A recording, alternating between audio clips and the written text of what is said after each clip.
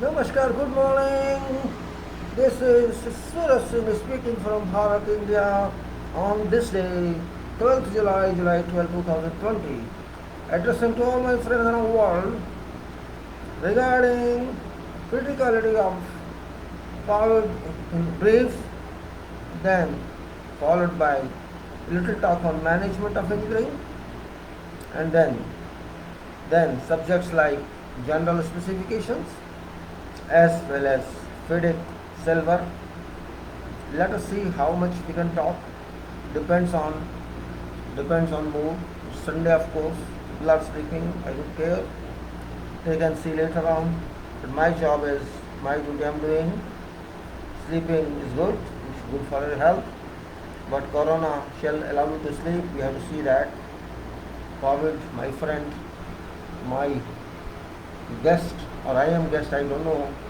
I think COVID is best for everybody, and COVID is very intelligent that it's been working through very successfully, and people should learn how to work, how to deal. This Corona is teaching everybody. I don't care for anybody, Corona says. It does not care for anybody. It works and works. Its job is to work, and it is working. It's working despite hundreds of scientists are behind this to kill it. Hundreds and thousands of people are behind it to kill it. 200 countries are behind it to kill it. 8 billion people are behind it to kill it. But see, unfortunately, it's not listening, it doesn't listen to anyone. That is beauty of COVID-19. It does not listen to anybody. And someone doesn't listen to anybody, this means that person is very perfect, I can say. That person is very perfect, I should say. This is what Corona is all about. It doesn't listen to anybody, and that's beauty of COVID. So I should say, I should respect a person, though it's not a person, it's full power, superpower. Yet we should say, let us consider it's a person. So this is very beautiful in that case. Corona is, we call it SARS-2. SARS-2. Generally it is called because of the respiratory symptoms. This is severe, SEVRE, severe acute respiratory syndrome. The second one, previous has gone. The second one is this, for purpose of respiratory system we call it this, and this is COVID-19, year 2019. We are talking about it. It's God's act or it's virus. You think of that. It's God's act, I think. It's God's act because we have to live ultimately, we have to believe God when we are able to do nothing. This is what I'm saying, God act it is. And I'm starting with this, then we will go to engineering after this. Engineering and engineering management or organization, and then human thinking. Human thinking is very important for me because thinking is important for everybody. And then total systems, quality we'll talk of, and then we'll take soil engineering if possible. Then FIDIC red, silver, all, and then yellow, white later on. So that's all we are talking about. This is a program like this.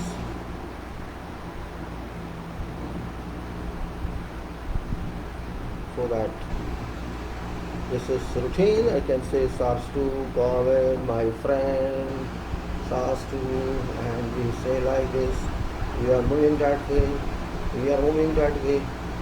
So let us see how far we are successful. Time is important. Time is responsible for everything. Time is responsible for everything. So with this, I'll open it again as required. Just for this, for sake of some amendment, I use this. Now it is actually, let's just try and stay around it today.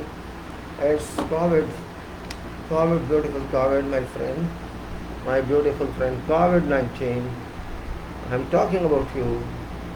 COVID-19, COVID, Corona virus infectious disease 2019, which has now uniformly, or you can say with full intensity, spread over all areas of world. People sometimes call it first wave, second wave, third wave. Let them call it. Doesn't make a difference to COVID-19 at least, because this is public qualification, WHO qualification, or country's qualification. Hong Kong is saying third wave is there. So which is first wave, which is second wave, third wave? This is your own identification system. COVID is only COVID. It's no wave. It's permanent system. It's turbulent. It is thunder. It's cyclone. It's tsunami. Sometimes it is two tsunamis, sometimes it's only sleeping, sometimes it's standstill, sometimes it's turbulence, in a wave form. It is many forms, not one form. So we cannot define it in the form. After all, COVID is COVID-19, and we can't understand this. We are not that intelligent to understand COVID-19, what COVID is. Really it is very, very, you can say, it's very, very difficult to understand COVID. And this is only first time in history, I think. As much as I know, COVID-19 is a very famous name. I think this only name in the world is famous. All over the world this is famous, not only in one country, one continent, it's all over the world. So this, even some was confused, China was confused about this COVID-19, it was back, and Kazakhstan said that unknown pneumonia came now, says COVID-19 pneumonia, it means complete confusion, and means humanity is imposed by war, by COVID-19. COVID-19 is warring on humanity. Humanity does not have any defense. It cannot say offensive, there is no use of offensive, there is no defense at all. We are all failure in defending ourselves against attack by COVID-19. So far, this is the status. I'm surprised with many news that are poured in these days. Just now I got news that Amitabh Bachchan, film star, has been admitted to hospital because of COVID-19 impact. You can see how COVID is working. It's really means those big people, so-called hero or so-called, I don't know what people call him, but he is also in problem now. So COVID-19 is not leaving anybody to live. It's not leaving anybody. It's friend of none, and it doesn't care whether one is prime minister or president, whether one is film star, whether one is industrialist, whether one is middle class or poor, or whether who is who. For COVID-19, action is more important than detection. COVID-19 is a very good worker. You can employ that worker. It's better. It will do a lot for you. It's just joke, You employ this worker. It won't charge anything. Just charge some problems for your people. So it's COVID-19. And I should say that in jokes also, and humanity has been made foolish, and those people who boast always, those nations who boast always of their greatness, their high profile, means they are all in drain of COVID-19. They have been drained, and they don't understand what to do, but they are ignoring it indirectly for people of world. People are ignored. Governments have failed. All governments have failed. So you cannot say that COVID means, and its name is very famous actually. Rather than Corona, it's COVID in writing. People still call Corona. And again, I am reminding everybody that be careful and don't fight with others because of this. Because if somebody tells you something, somebody advises something, for example, when I move on road or when I walk on road, somebody just for seeing means, I find again saying people are very careless. It doesn't matter whether you are educated or not. People in general are very careless. Careless in a sense, they don't realize problems, what they may see or find in future. When I go and see people sitting, talking, conversationing with each other, conversing with others, sitting shoulder to shoulder, with no mask, with nothing, talking, sitting, drinking tea, and hawkers means no use. a person who is hawker, who means sithele wala, see having stall of tea or some other chola or some other plate for eating, that person be very smart, should wear mask and all that. But I find that these people miss all that, they least bother about that. And those who are consumers or customers, they too don't bother about that. So we are allowing this by ignoring use of PPEs.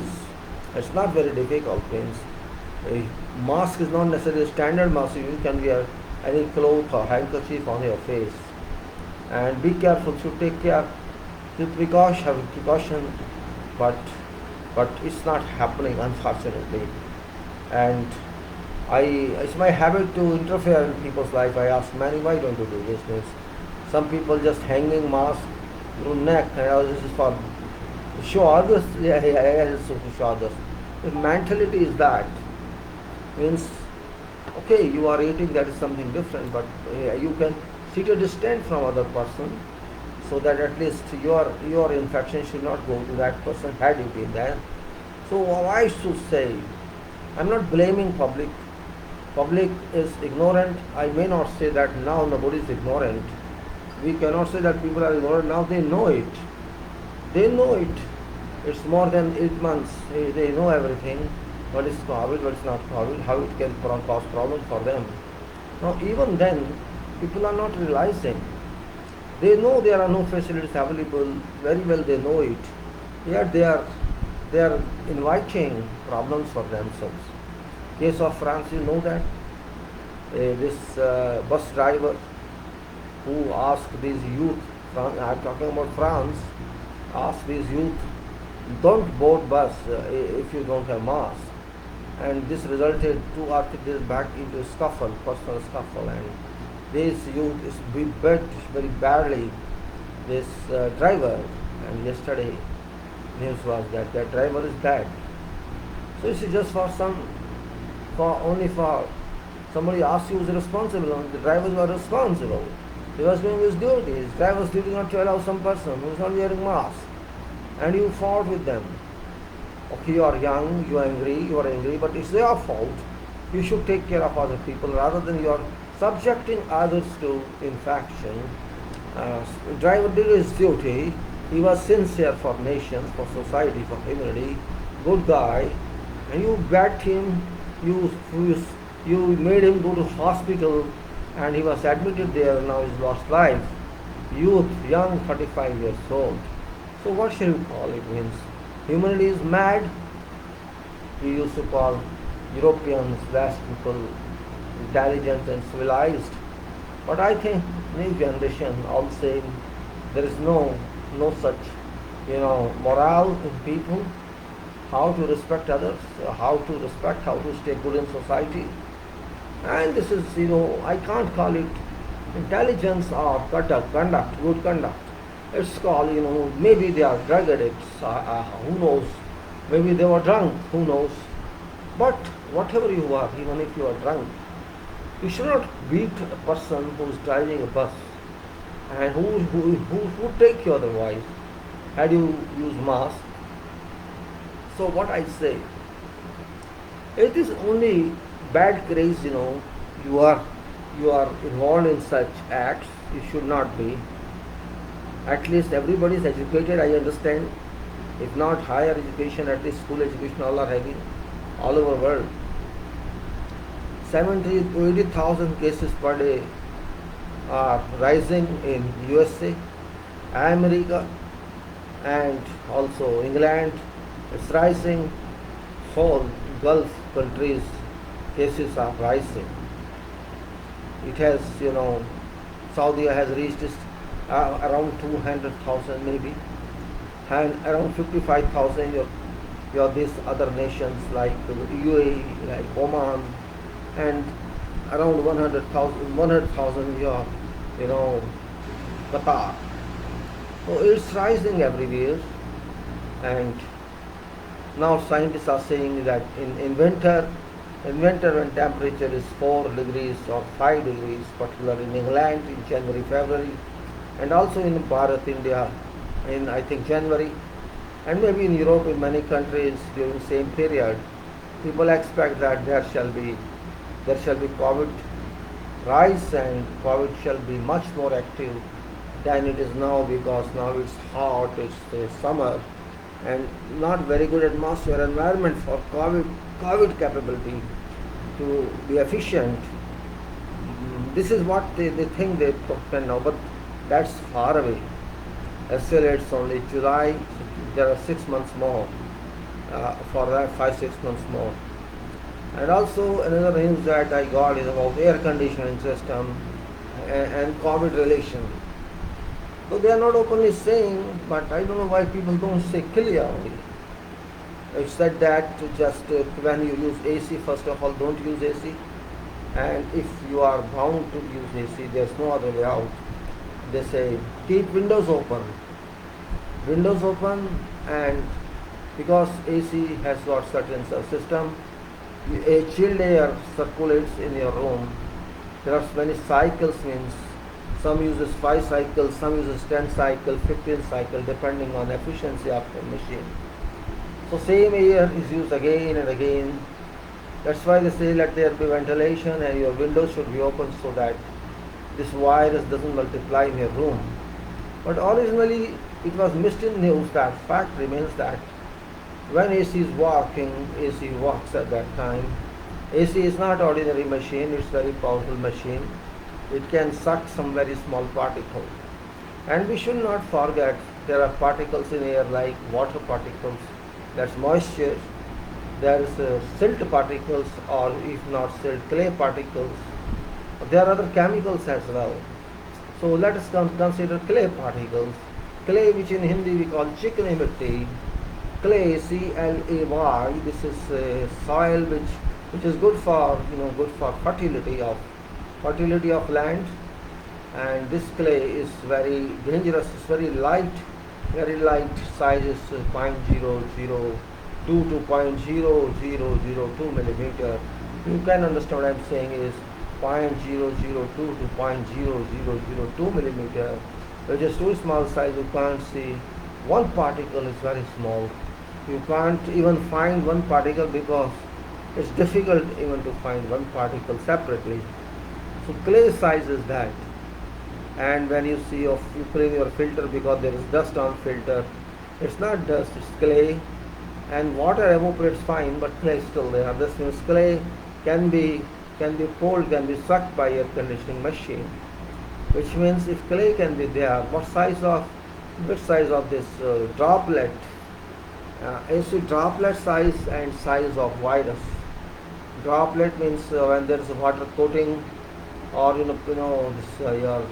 and to sneeze out or you cough out, there is some coating, wet coating on that particle. And once this coating can be sucked as well as particle, and separate. Particle can be sucked very easily because it's lighter than air, it's lighter than water, it's lighter than clay. We have to understand this engineering point here, that suction power of air conditioning machine is much more, you can say, in comparison to weight of this particle. It's negligible weight. Actually, there is no weight in particle. Size is very small, and this cannot even be identified or seen by electron microscope. And this is problem that scientists have failed to understand. This is one of many reasons. So we should be clever enough to understand this point. There is no need of any scientific explanation behind that, except that engineering says we have to understand how it works. That's major point actually. And major point is that when suppose let us say your air conditioning machine sucks particle, it's available outside your window, or even at a split unit outdoor unit, or even in a centralized system, your machine, chiller machine or package unit, wherever it's put, it can push in and it can go through your duct system. Duct means this temperature of duct is chilled water based, so this is not very high temperature. It's good enough for priming of this particle, and it enters your room. Just think that way. Be an engineer for thinking, not necessarily a qualified engineer. It's just a question means if this particular placed in is pushed in, it's pulled in by system, and you get this in your room, it shall work there comfortably because temperature is supporting it and moisture too is supporting a duct system of air conditioning chiller, centralized air conditioning system. And also when you are using external unit, outdoor unit and indoor unit both, if outdoor unit gets it, it shall definitely pass it to indoor unit. There's no way it's not to say. So what I'm saying is, you are using split unit, or you are using centralized system of air conditioning, or you are using window air conditioner. In all cases, there is absolute chance or 100% chance, probabilities are here that virus can enter your room, and once it enters room, it will certainly multiply, thrive, and it will copy its, what you call it, mutations. It shall do mutations and cause problem to you if you inhale that, or it will lie in your room for hours. Means even if you don't inhale that, it will lie in air of your room for hours, and it can fall on the surface of table surface, steel surface, or whatever surface you can say. It can fall on that, and by chance you touch that, or your kids touch that, or something happens that way. In that case, it's yours. COVID is yours. Right? That's why I'm warning everyone, suggesting. Last time, many times I suggested about its existence in air. I also suggested about its motion through air conditioning. But now, one by one, these news are confirming that my common sense based statement was not wrong. It was right, but people, because I'm not scientist, they say, oh, I was just using politically this. I don't understand what the politics in that. If I'm suggesting something based on safety point of view, based on health point of view, what's politics in that? Only those people who say that, they can understand. But these points are very clear that air condition be avoided, because life can be led without air conditioning, but life cannot be led with COVID-19. That's what I'm stating. You can sacrifice for a few months. If air conditioning is not used, you are not going to die. But COVID enters your body, then you will certainly face problems forever. Forever, I'm saying, because there's no solution. There's only immunity levels up and down. But immunity is not permanent, so only way to be, they ought to be, to be sure against, to be sure not to have is just keep yourself very strong, and don't use, you can say, consume good food. I mean to say, food that take milk. Milk is very good, hot milk, not cold milk. Take fruits and take vegetables. Take hot water. Hot means boiling water, not simply hot. And whatever you can say, use sun walking. Say sun walking for 15 minutes, even 20 minutes are better than nothing. So you will get sun rays, you will get ultraviolet rays for disinfection in your body. If you consume sun rays, this certainly goes to disinfecting your body, because of ultraviolet. Because nowadays ultraviolet number is very good, its index is very good. So of course, when you use sun, it shall pinch onto your body little, just like something is hot on your base or your head.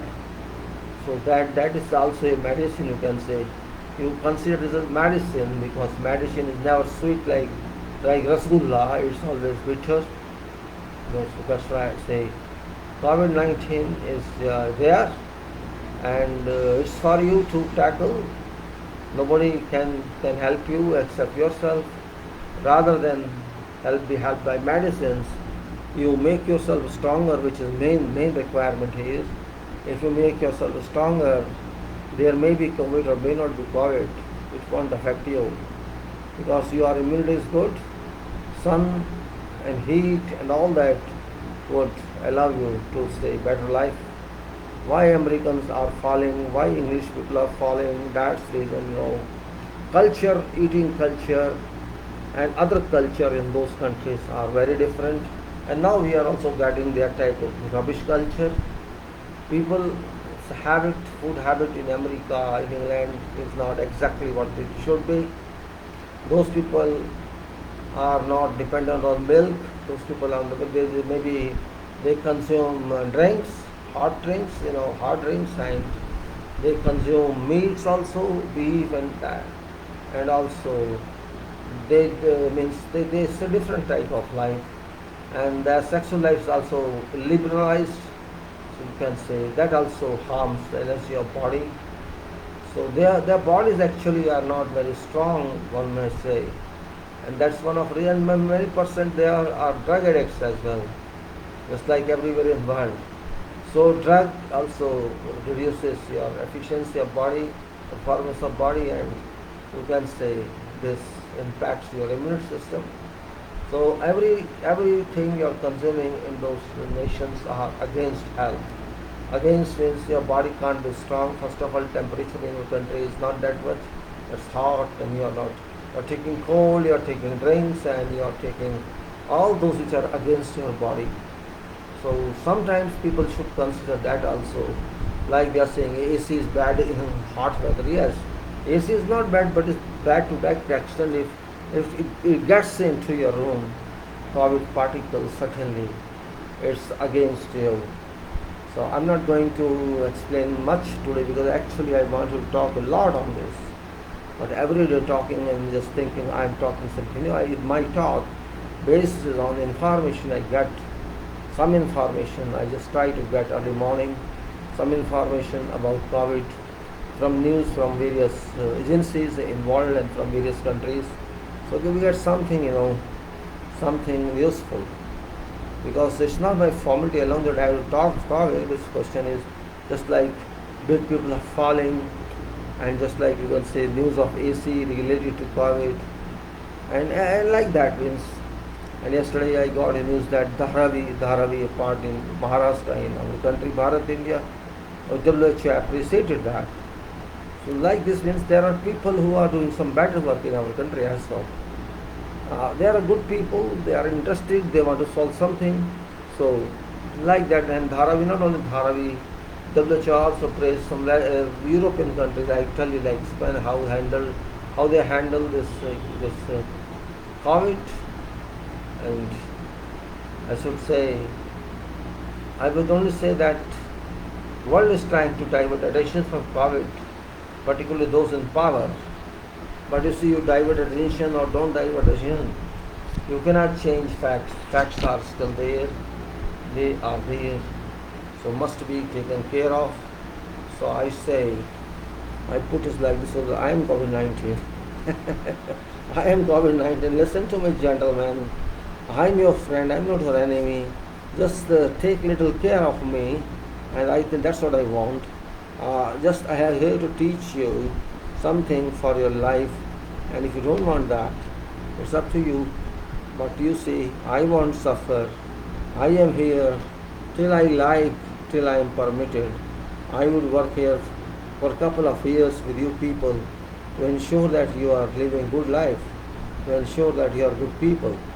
And once I find that you change your habits, from dishonesty to honesty, and to sincerity, and to determination, I find that you are good for this planet, you are supporting this planet, you are taking care of this planet, I will be happy.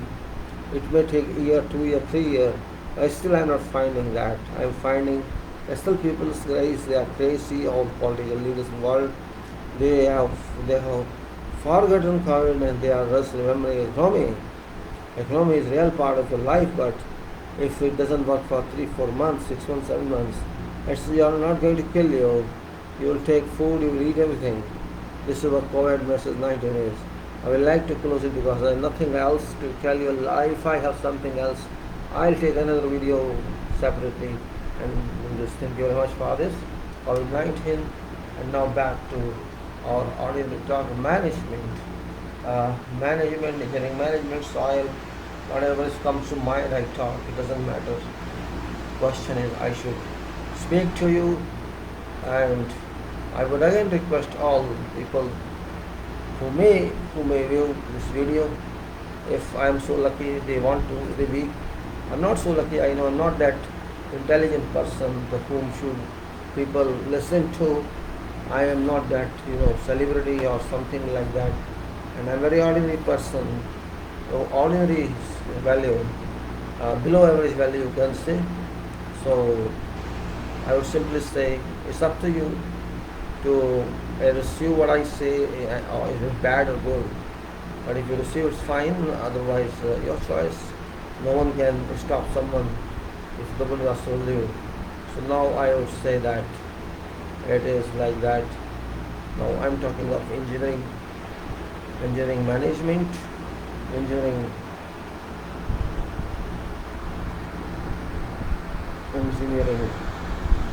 management, engineering management, and organization, human thinking, organization, engineering management,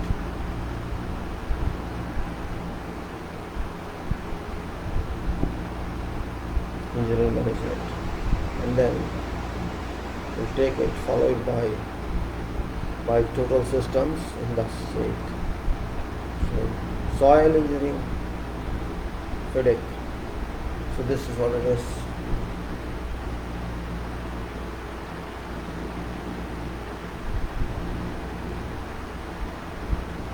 So I'll put back my mobile to charge, and I hope this COVID. Well, I don't know how I'm just reading all this because maybe I have time for that, and COVID is working very fine. Nowadays, I should say,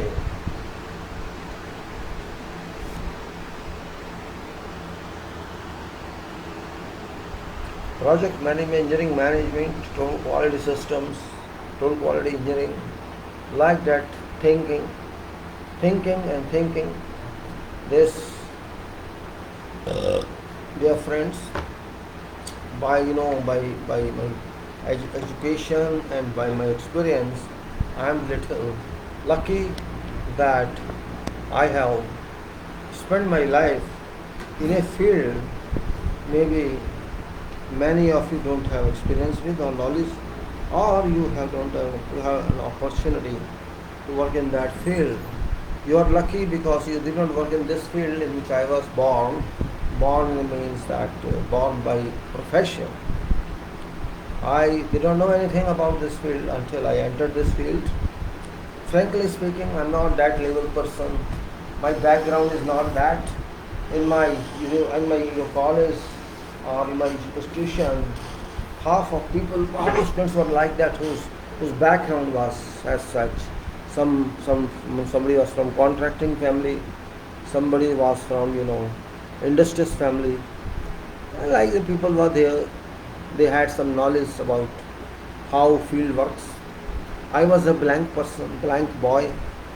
Actually, I did not know what I was studying for in the absence of time. Okay, yes, I'm in diploma, I am in degree.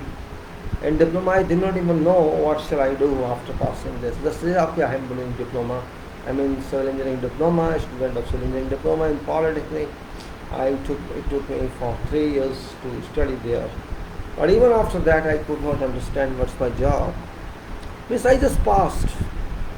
I passed all the subjects required. And they say you will become overseer, you will become this and that. But what means we studied that. But until you have some guidance, or you have some person, your father, mother, or your relative, or someone else interacts with you and advise you what you are going to do in your life. So I was not having that privilege in my time. I was, very, very small, very low level, like slum dwellers in my life. But I like it because I was from that background, very, minus background. I could not even afford to think of to pay my fees and that which you think is important. And but but my understanding was not bad. Means, first of all, I didn't have time to study, but my understanding was good. My problem is until I get clear conception, I don't feel happy. Means with certification, I know, okay, I got a job that is different.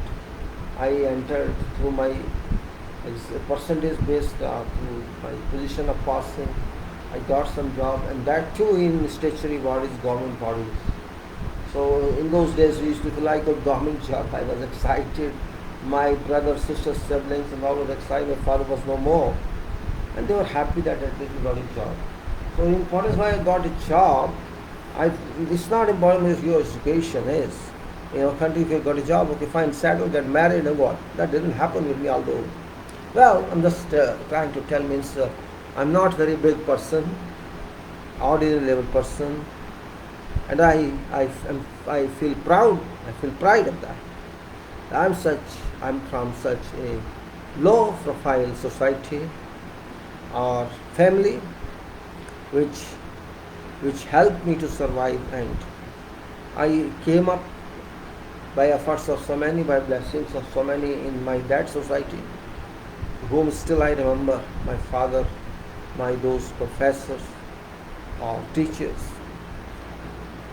I talk of management and I talk of thinking, not because some books told me that, I read some books, you can say. It's not because of that.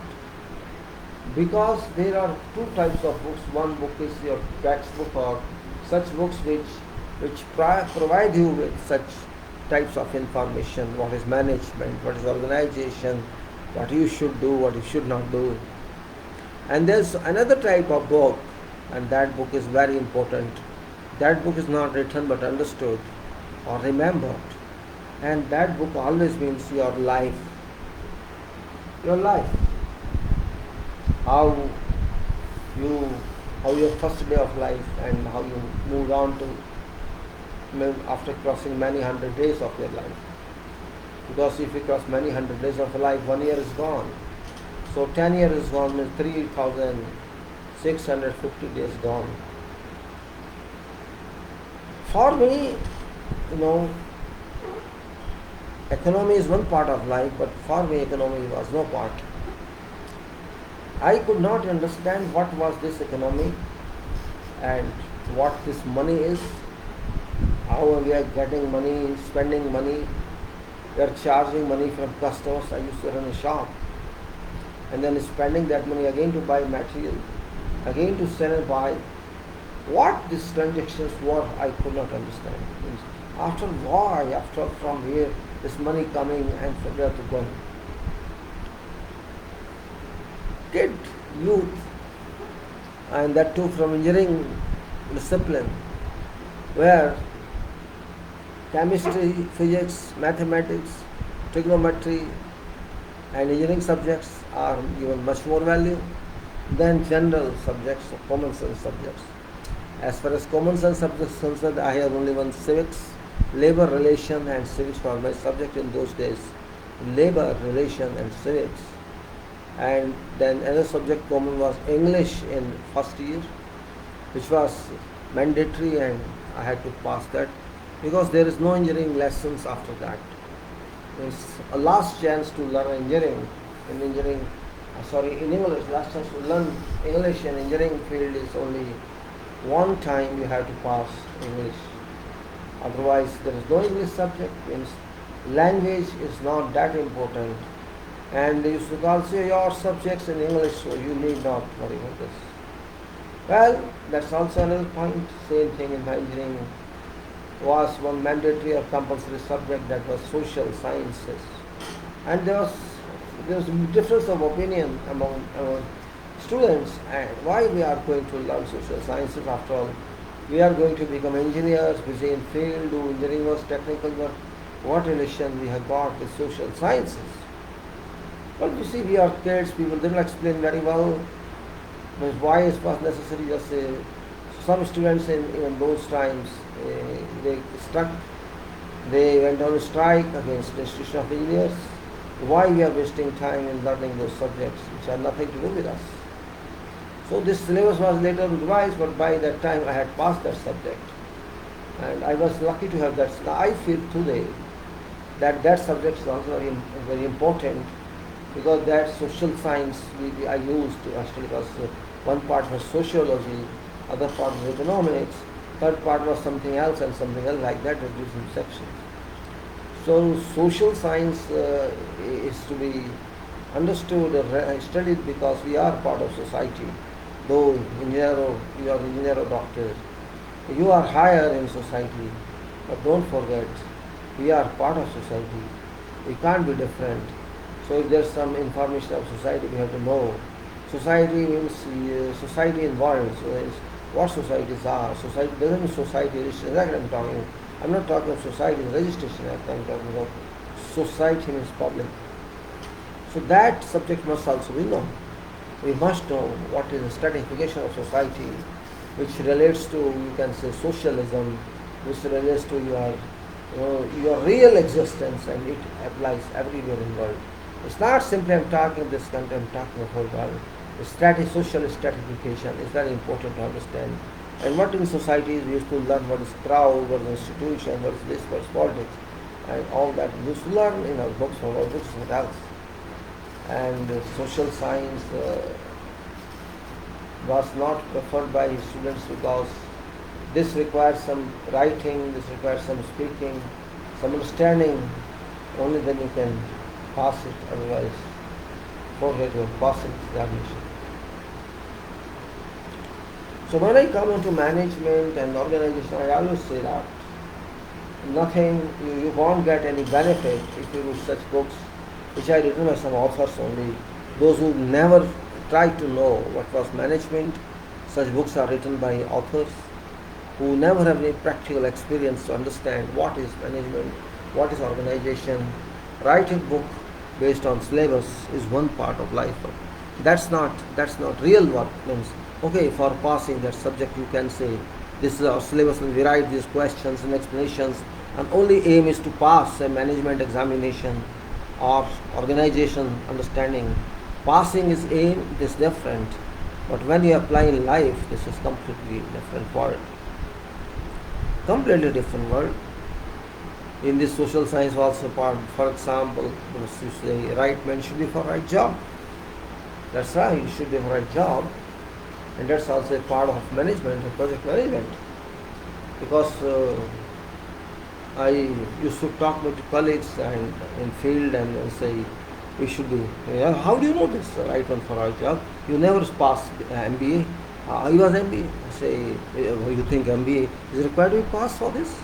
He said, yes, because it's management. He has passed MBA and said, I'm talking 1984, not 1989, I'm not talking that. So I was in Libya at that time. He was my colleague, senior colleague. He was actually engineer, civil engineer. He had passed quantities examination from MES, and he also passed MBA. So he was educated much better than I was, and so he used to talk as such about management and about quantity. He was very good quantity working, very good. He was very efficient in that, and he was good in presentation of quantification, and programs, means much more qualified than I was there. I was having only small qualification, only section A and section B of Institution of Engineers. So I thought this person was very better, much better than me. In a sense, first of all, he was experienced, and I was not that much experienced, and of course. But when he asked me, how do you know this, right me for a job, or this is that? Well, I told him it's education, it's an engineering I learned. Which engineering you learned that? I told him I'm from Institution of Engineers, and this was my subject, which I learned myself. Social sciences. So he was surprised to know I learned social sciences, and I learned labor relations and civics, and I also learned this and that. Applied geology, I learned so many subjects. Well, he was stirred. He said, I passed engineering, I studied this quantity course, I studied MBA, But I do not know something you are knowing. And I don't know. I couldn't answer that. How could I answer? I don't know. I didn't qualify MBA. I'm nothing. And but I'm interested in engineering because I'm an engineer. I want to know more and more about engineering. And this is also a part of engineering. You have to manage your people. You manage your site. You have to not only people, you have to manage your people. People means your crew, and you can people doesn't mean public people. You have to with them also you have to manage. You have to manage your crew, your construction crew. You have to manage your equipment. Because I had some experience overseas regarding working with equipment, because he didn't have that much. So it's not experience, of course, means. And there was another person just from IIT, and he was very proud. Oh, see this guy is from IIT. All right, fine. Thank you very much. You're welcome. Then he used to come to me always. Oh, show me how to plan this. How to plan that. Why are you coming to me? I'm not like you. You are a big person. IIT. I'm a very small person. What I'm saying is, it's not degree alone. It's not your certificate alone. That makes you an engineer. That makes you professional. Even that makes you a doctor. It's your attribute, personal attribute. It's your personal involvement. It's your private interest, personal interest that forces you to learn more and more. In whatever field you are, learning has no end. I understood that time when I was just too young. In 1984, 83, I was just 30. I think less than 30 at that time. And I understood what is that because I did my shop. I used to purchase material. I used to dispose, I used to sell. I can say in nuclear action, social nuclear action, a low level, you can say micro action. When it's a micro, now there's a micro. So I can say that stage, I tried to learn everything, and I understood that there is no one problem in field. Field is full of problems. Engineering field, construction field is full of problems, and if you can't solve those problems, you can't move further. And another point was that I had to improve because I was worked in government for 6 years in this Bharat, and working in government means wasting your life as far as learning is concerned. It is generally understood that government employees do not learn anything because there is fixed designation and there is no overlap. If you are someone's title, you are bound to by that title and you cannot move further. But in corporate world, in other world, there is a freedom to move. And engineering means a freedom, what I understand. Another definition of engineering is degree of freedom which you can move with. Whatever degree you have, whatever education you have, that is only pass. I have seen people who are PhD in engineering, who are masters in engineering, and bachelors and diploma all. I understand education is one part, but real education comes from your own. Because when you go to universities, you understand something theoretically. You do research work and you get your doctorate, or you go further, have advanced studies, you can get masters. And you do ordinary study, you can get degree, bachelor degree. And if you study 60%, you get diploma. Varying percentages are there. But that is only for examination. Because if time is limited, your professor would not teach you more than that. But when you start profession, you start job, you are not bound by these rules. You are free to do whatever you want to do for your efficiency. And responsibility is a responsibility. Job description does not stop you to do more job. And job description required the written job to be done mandatorily, but if you want to do more than that, it does not stop you. It says, okay, gentlemen, go ahead. Because you are giving performance and And engineering means performance. Just like in other fields, I'm feeling some stretching. I don't know. It's filled with humidity, I think. I can't sit comfortably.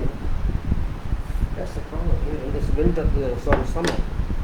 Well, that's what I'm saying. That I may say sometime, I don't feel it, but what I do, I don't like it now. Well, engineering, as I said, is a freedom. It's a freedom of movement. How much freedom can you achieve? How much freedom can you get? That is your caliber. Your caliber. No one can stop you from that as far as you work. Whether you work in government or you work in private sector, if you are an engineer, you have no problem. I'm not talking of salary.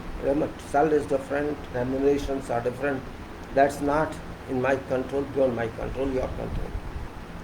But upgradation of knowledge, acquiring knowledge, and more knowledge from knowledge itself. When you go on thinking, my thinking is very special word. Thinking I'm using because everybody can understand thinking. Or I should then say contemplation or all that which nobody may understand why I'm using this word. So I'm using this word, very, very common word as thinking. Thinking. Thinking means what? You can think about your profession, your professional subjects, your activities, or you can think about other matters in life. Thinking applies everywhere. But thinking is done by how many? Point is that. You have a family, you think about your family. But you don't think of family that seriously, because there are chances in that. You may think about your family and you say, I'm planning about your family. Okay. You're planning about your family, fine, you plan about your family, for which you make some plan, you need some budget for that. Or I want to get my daughter this education, I want to get my son this education, or I want to have a house, I want to do this and I want to do that. Everybody has certain ambitions in life. Father, mother's decided ambitions, or individually they have ambitions. Those ambitions are big, and if they are so big, you can't compare it to your wealth or your pocket. So certainly you have to find some other source if you want to realize those ambitions. And sources are different. And sources are not easy. Okay, fine, that's okay, but still thinking goes on. Parent think, you think, others think. But how seriousness is that thinking? Point is that. Thinking, if done only for sake of thinking, does not carry any meaning. Okay, we think we do it, if we do it, fine. If we are failed, no problem. That's not thinking, remember. That is just thinking. When I say thinking means powerful thinking, thinking with high coefficient, thinking with determination. When I am saying thinking, it's with determination. Determination is already included in that. Otherwise, there is no meaning of thinking. If you don't have any decisive power, if you don't have any power to determine there, or if you are not resilient, if you are not a good follower, if you are not a good person who is serious, then that thinking has got no meaning. So change meaning of thinking here. Thinking is a process actually, it's not a meaning. Think it, we say think it. Why say, okay, think it again. Why do you say that? Okay, once more we think. We take a third option, second option, fourth option, like that we say.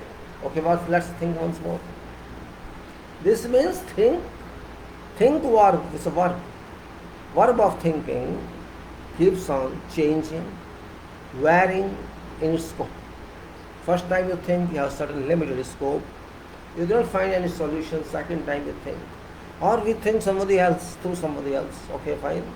Then third time, and the whole day you keep on thinking, the whole week you keep thinking, I thought a lot in that. I got to this point. This means there are many stages of thinking also. You start from square one, and you've gone to many squares, then you got something else. So thinking keeps on changing its status, keeps on changing its limits. It moves from point to point and point to point and then point to point and from that point to point. So thinking itself is something different. It's not just think and sit down and sleep. If you want to sleep, you can't think. Yes, if you think and decide something and then sleep, you will be having good sleep, sound sleep.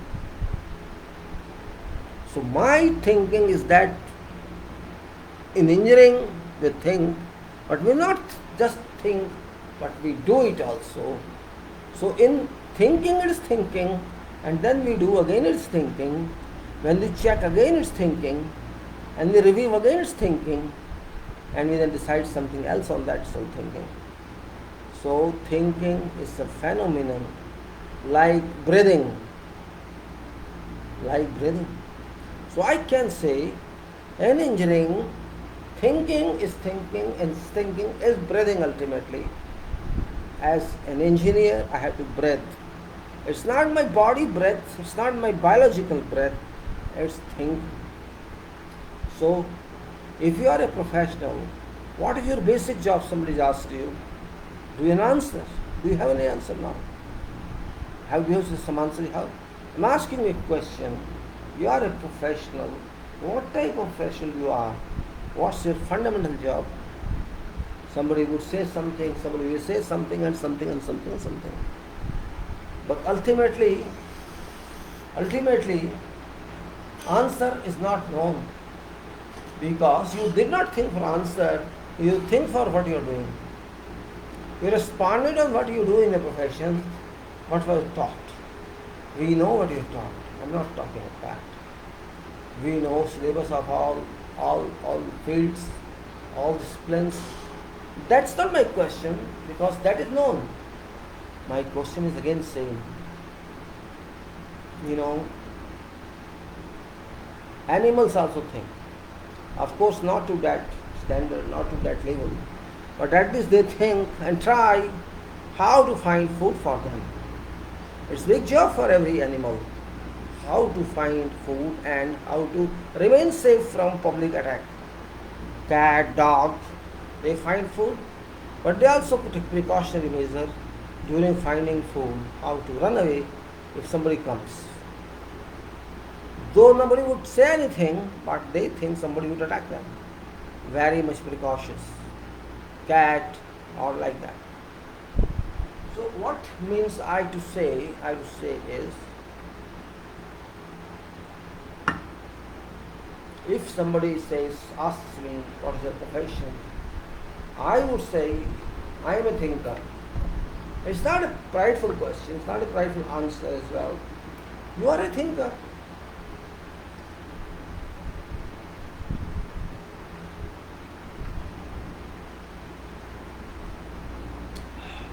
Somewhat of a question.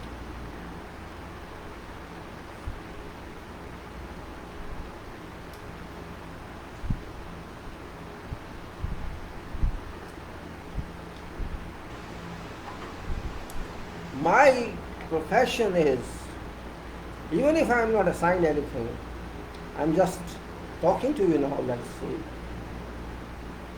I should say, my profession every time is thinking. If I don't think, I get headache. Thinking is food for my mind. My mind, I'm saying. Thinking is food for mind, and when mind gets food, my body gets food. Because if you are a thinker, your personality changes. Your personality changes. If you are not a thinker, you are dumb or duffer we say. Your personality clearly tells you are a duffer.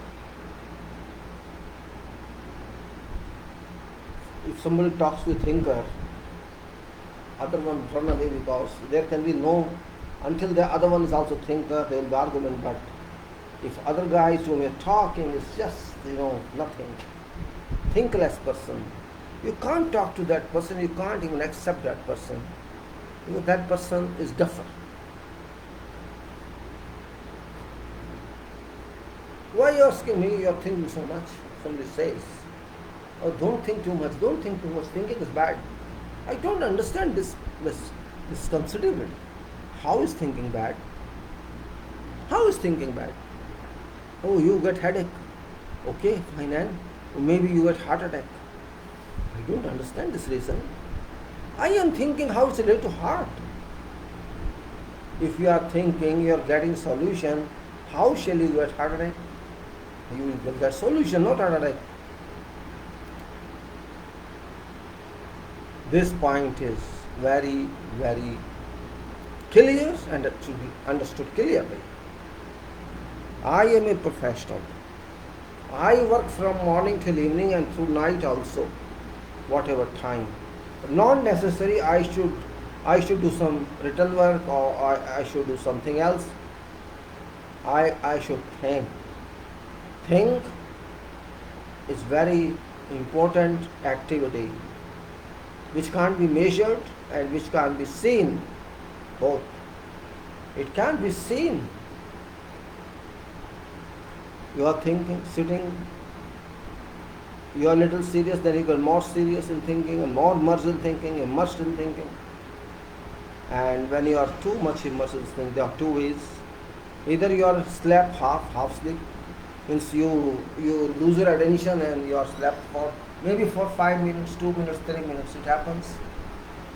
That doesn't mean you are sleeping, but your mind takes you to some other world. Your mind takes you something else, not from your body, somewhere else. It takes you to there where probability is that you may get some response to question you are thinking of. You may call it effect of intuition, or you may call it whatever you say, some natural power who knows that you are thinking and they know what you are thinking. That power shall take you to a place where possibly solution of your thinking exists. Then after 2 or 3 minutes, you just get up by chance. Oh, I was like, I lost. Oh, okay, fine, sorry. But also you get another information that your answer is available. Your answer is available. That's the main point. Sometimes, I'm just referring to functioning of our brain. Our brain has millions and billions and trillions of cells. Activities are going through those cells. We have so much so in this brain that sometimes you are mixed up. When all brains are active, all cells are active. I suppose that, I'm not doctor, I suppose that when my brain is fully occupied in whatever activities, in that case, there are my previous files, other files which are already there. I can't find them I can't locate them during my active brain. And I know there's file, but I can't read that because I am active in all other cells. Majority of my brain cells are active for that moment when I want to find some file or open it to see my memory. I'm busy, too much busy, thinking or writing or doing I have to respond to someone about my question or your question, and all this I'm writing, thinking, and cells are busy, let us say. But once I complete my work, I relax, say for some time, I take my food or some other refreshment, I'll find that the majority of cells have settled or settling. Means your concentration that developed that time is now deconcentrating. It is deconcentration is going on. Decentration can say. And then after a few seconds, maybe you take a cup of tea, or you walk, relax, maybe you stroll in your room. Whatever you do, means you have to reach a stage physically where you feel relaxed, you feel, not disturbed one. Disturbed, no, not disturbed, but you are now in normal mood, or in a mood where you are not straining too much. At that time, you will be surprised, certainly, how it happened. But it happens.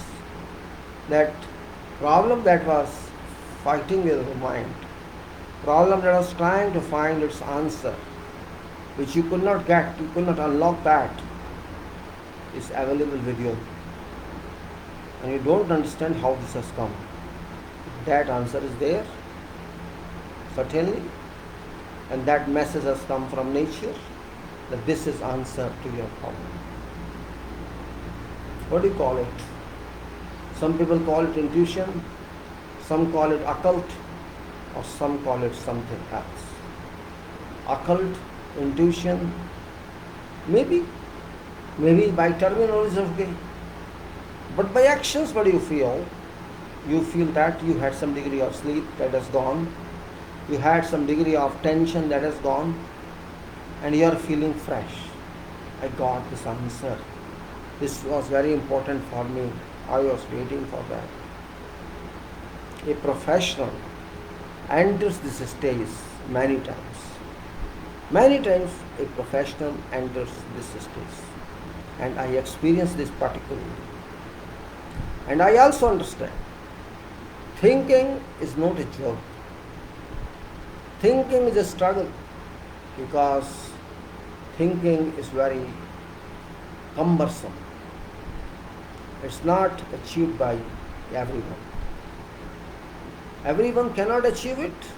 Only maybe 1%, 2%, 3% people can achieve this. And thinking means evolution. Thinking means research. Thinking means search. Because mind is very strong. I know this.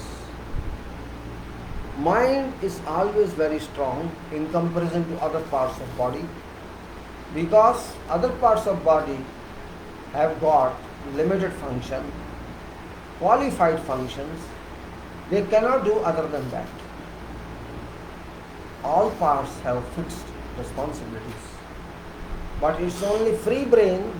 It's so free, it does not care for even its body on which it is supported. This brain, this mind cannot be used by everybody. Medical science says only 16% energy of your mind is used by average person, by an average person. That may be true, I can't say that. They may be true, because every person cannot work seriously and dedicate with dedication.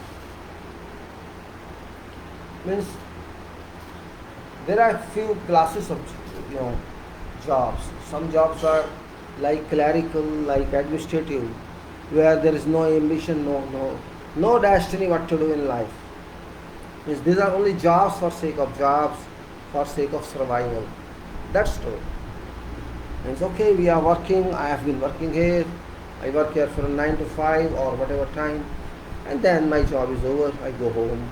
Why should I worry unnecessarily? Okay, fine. So your job is not mind job. Your job is just to do something and go sleep and enjoy. If that is your job, fine, this is called clerical job, administrative job. This is not intelligent job, though intelligence is required, but not of that level where your intelligence is required, but job activity is required. But other jobs, where value of mind is more important, where the power of mind is more important than your written work. You write something. I experience that. Experience means I use to write method statements.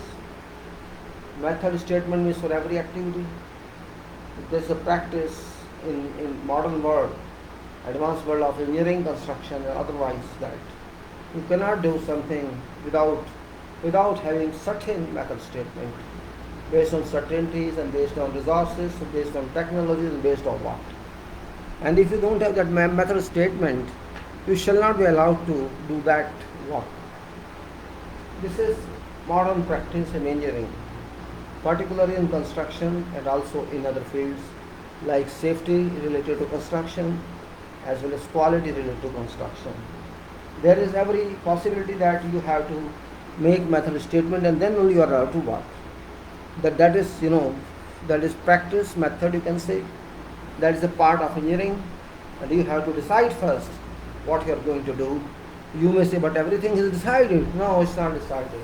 It's not decided at all. Because method doesn't mean one method. Method means sequence of methods are merged in that method. There are many methods you have to follow in one work. It's not that there is only one method. So many methods are involved, and you have to sequence that. My chair is not actually good. Yeah.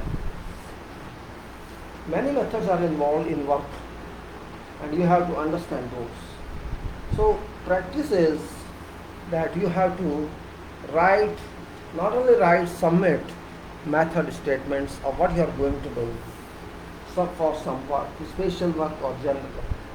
So there are certain types of methods like execution statement or executor method which we submit at time of while we do bids. When we submit bids or tenders, there is a technical bid we call it, and then there is a commercial bid we call it. Both bids are there and both are submitted. In some cases we submit together, or in some cases we submit in sequence. So let us assume we submit together. That's called technical submission or technical bid, which doesn't carry any price, and there's a which is commercial bid that carries the price. But until your technical bid is certain, if your technical bid is good one or acceptable one, there is no meaning of a commercial bid. Do this there. Technical bid dominates there professionally. It tells that your company, your organization, as a contracting body, you are bidding, you are competent to do this job, which is understood or which is concluded from bid you submit as technical bid. It tells them what we are going to do, how we shall do, and we achieve success based on this method of this bid. That's called technical bid. Actually, in this bid there are many contents, many sections like your scope of work and then your resources. What resources shall you use? What do you understand by this? You have to write means you have understood correctly. You have to not only write, you have to justify that you understand your bid and how to back up your project on site for this goal. You have to attach with that your execution statement, your time policy, time schedule, and histograms like what resources you are going to use, machines and work power, and what materials and machineries you shall use for this. All those are indicated on that technical bid, and the many more according to requirement, what actually they want more and more, specification, references, all that. You have to indicate through that bid that you understand documents, you understand this job, that if awarded to this company, they would be able to do that. So that is a different part of bid. But it is technical bid, it has to be approved first. And if it's not approved, nobody will consider for your price. That's also true. So you understand this bid, you will be able to execute this job. If you prove through this bid, you have won half journey. And generally, people repeat such statements again and again, and they write about organization and certainly about what they do, how they do. Like that they do pre-qualification details. They include for references, and that technical bit convinces or doesn't convince. It depends upon what sort of technical bit you have. And because nowadays big bids are submitted, big details are submitted, thick volumes are submitted, so these are only for namesake, because if somebody wants to read that, one needs time, one needs understanding, meetings, and even then it's not clear. So that technical bit is a document that strongly recommends itself. What I am going to do is this your project. If that document is understandable, clear one, and also if there is alternative you want to give, both are supported by commercial bid. That is where you have to think. That is where you have to think, because you have no job at that time. You will be doing a small job, maybe. That job does not give you power. Does not give you power to think.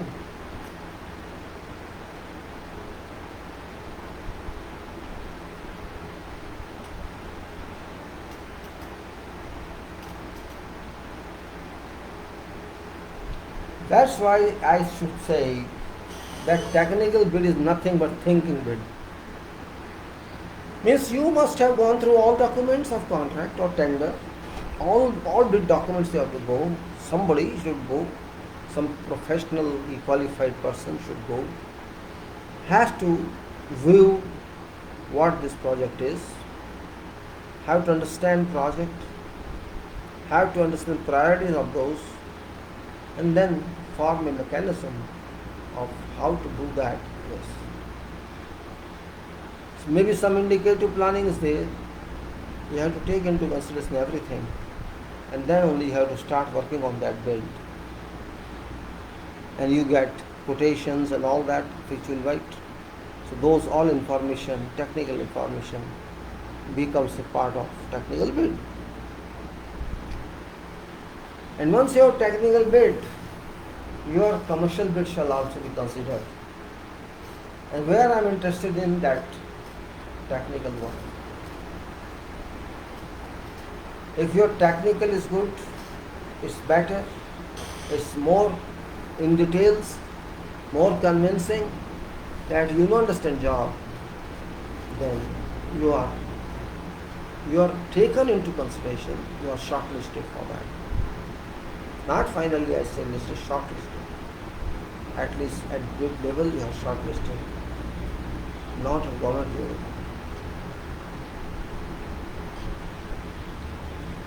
That's what I am saying. My understanding of profession is not just I am saying I am civil engineer. I have done this much in my life.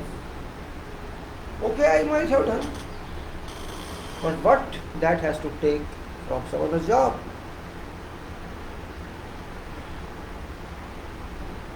I might have done my projects. Those projects are unique. Same design is not available somewhere else. So projects done by civil engineer during whole life are varying nature. Some are repetitions, some are not.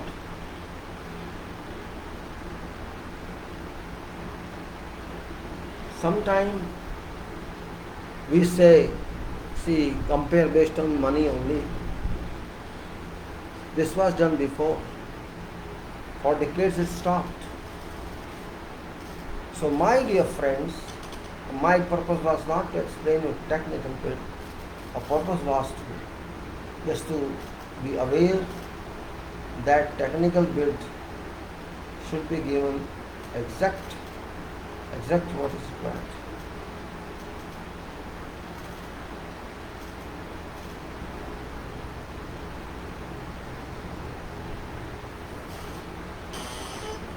Now let's move to further talks like thinking and management. You know, when you get one job immediately and you are starting that, without knowing details, you will never work freely. You cannot take any step freely. Means you have taken job, you have what you call it, birth certificate has come, you are celebrating your time. Celebrate your time. But how long?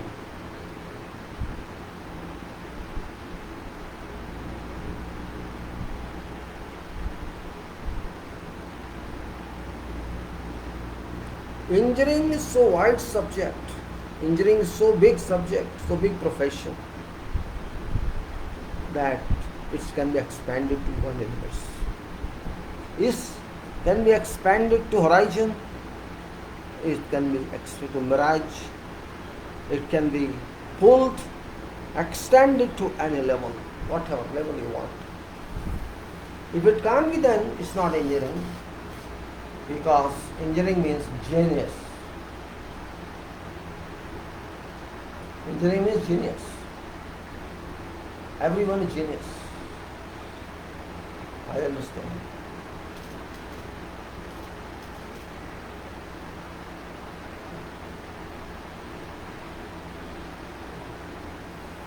Nothing very miraculous in that. Nothing very miraculous. Sometimes you see so many drawings in your life, say, you see thousands of drawings built by others.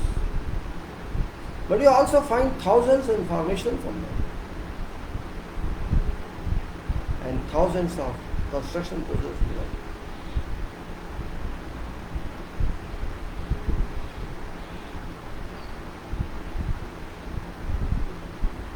This is not ridiculous. This is factual. This is factual, I am telling, that engineering is different. Engineering doesn't mean education alone.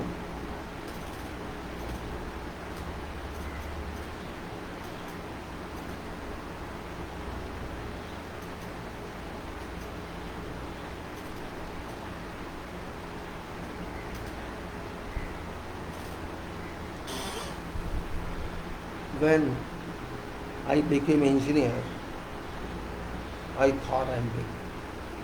But when I saw field, I thought I was small. Because I did not know what I was expected to do, because I worked with government for long, 6 years. In government, working was different. In government, it's completely different. But in private world, in private sector, it is engineering. It was engineering.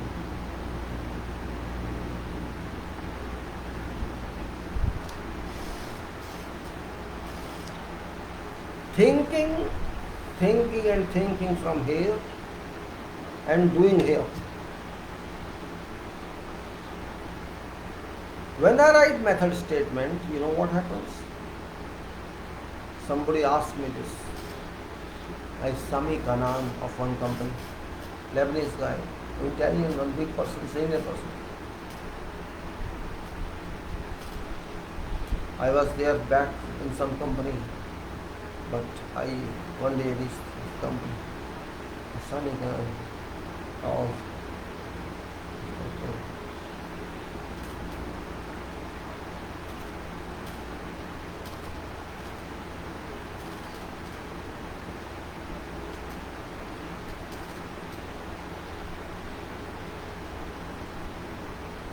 So that person asked me, big director of company, he was director. That person asked me, he came to my desk closely because I was doing something else. Because there I was not in charge of writing method statements. He came to me and asked me that he wanted one method statement I had to write. I could not say no, but I said that I am doing something else and this is not my assignment these days. I said that.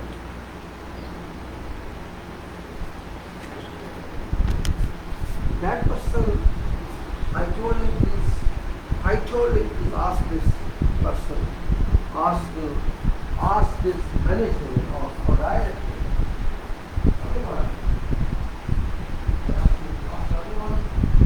who is my senior, and if that says no problem to me, because I am reporting to that. I told him, you can ask that. If that boss tells me, I have no problem on that. I'll make it for you. And that's it, okay, no problem. But then he asked me one more question. I think he did not like to what I requested. He told me, okay, tell me one thing. How do you make these statements? That was a brilliant question. I answered him also brilliantly. Because on some project, I had written more than 100 statements, 100 construction statements on some project where I worked for about 3 to 4 years as a coordination engineer, field engineer, field, you can say, engineering manager, like that, you may say whatever designations. I used to write their statements. I used to raise queries, technical queries, engineering queries. I used to do design work, small design work. I used to do coordination, where clashes, etc. come in various drawings. So there were a big pool of drawings. It was, ethylene 600 kTA project. Ethylene gas, ethylene, I mean to say LDP, MDP and HDP, all this and all this.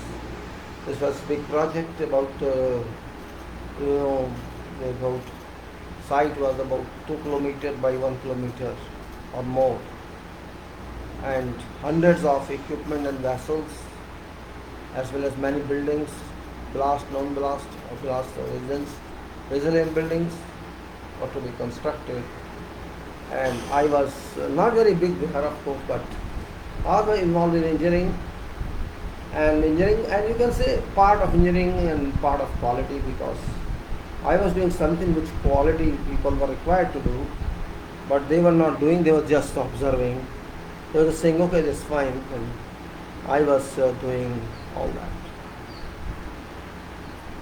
This, of course, gave me an exposure onto such projects, though I was only smart enough for buildings at that time. But I found this work much easier than building.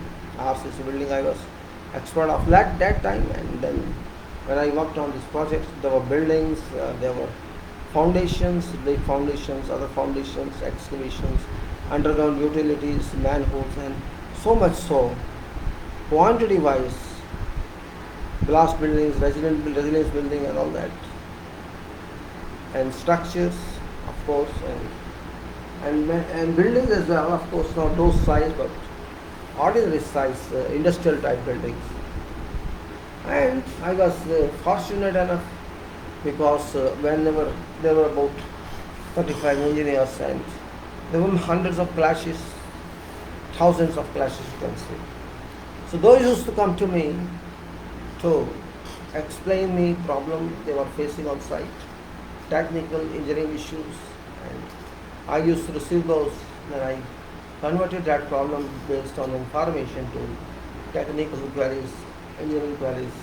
And then they also used to come to me that we are doing this activity and we require method statement to be approved. Before approval, we cannot use that. So I was also lucky that I had to do something. I had a chance to discuss with them how they were going to do it and what my opinion is. And I used to write, submit that. And these were two major activities there. Two, maybe 3 or 4 now, what they were doing. That gave me an exposure. Means when he asked me this, I remember, come back to that discussion. His director, Mr. Sami Khanna, he asked me, you tell me you're sitting here, you're sitting there also in that office. You didn't go to site. I was on site for 2 months there, not more. I had a dispute with someone. I was made sit in office, you go to work in office, I was from there. Well, I like that. Actually, I was shifted from headache. Because, that's different.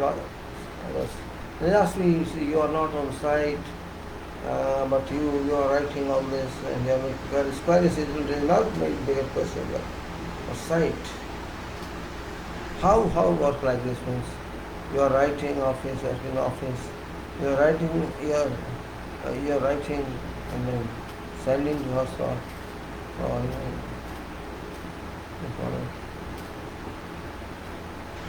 you write these statements, so how can you write like this?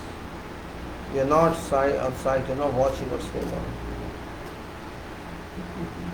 My answer to him was very simple. Very simple answer. Not diplomatic answer, factual answer. Actually, he thought I was not experienced on site. He forgot that my past experience was on site. But of course, it was building sites, not industrial sites, you can say.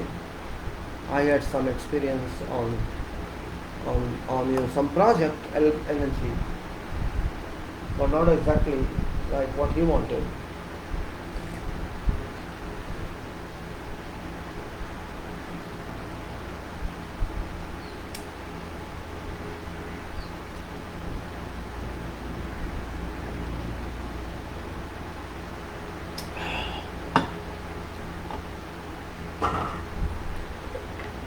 So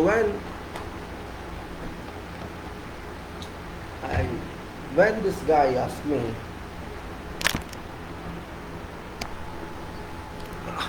I told him, Mr. Sana, it's not a difficult question, it's very simple question you are asking me. So look, I am standing on site, I imagine. See, I am standing on site, though I am not standing on site. But I imagine that I am standing on site. When I am standing on site in my imagination world, imaginary world, the site is there. As an engineer, what I should do? I understand it. I have to see drawing, understand what's my job. I work out all details on site, and after working with those details, I think I need some material, I need this information, I need workers, resources, that I know. And same is given in this format of statement. Without this, works cannot be done. You should have drawing information. You have to coordinate with drawing. Each drawing, you must have certain specifications. You must have workforce, machines, and all backup. Materials, from where it's coming, how much it's coming. All that you should have, and that's what format says. So I then stand on site and instruct everybody what you have to do. I have to decide myself which sequence my activities have to follow. That sequence is known to me in my mind, or I write somewhere, or I give to somewhere, you have to follow this. And I have to quantify also those items which are going to be worked out or carried out. So up to this, there's no problem because this is known. Materials can be worked out, resources requirement can be worked out, other details are available. We have to arrange in advance all these resources. So what is different then?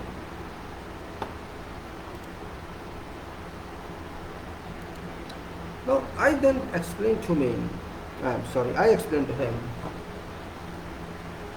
I start as a newcomer. When I'm on site, after this what I have to do? I have to either do myself or I need call some surveyor, land surveyor. So fix my points, my setting out. Though it's done here, but if it's not done here, we have to do it. Let's assume it has been done. It's done because this is a big site, I think it's done. Surveyor is there, everybody is there. Now I have to excavate. I have to excavate first of all. Or if there is a problem of water table, we have to do dewatering also. So what I do, I make a simple plan of excavation. How shall we do excavation? Where is ingress, where is egress? Egress, you can say. Safety measures that we have to take. And then I say excavation is over, dressing is over, and other activities required, compaction, etc., etc.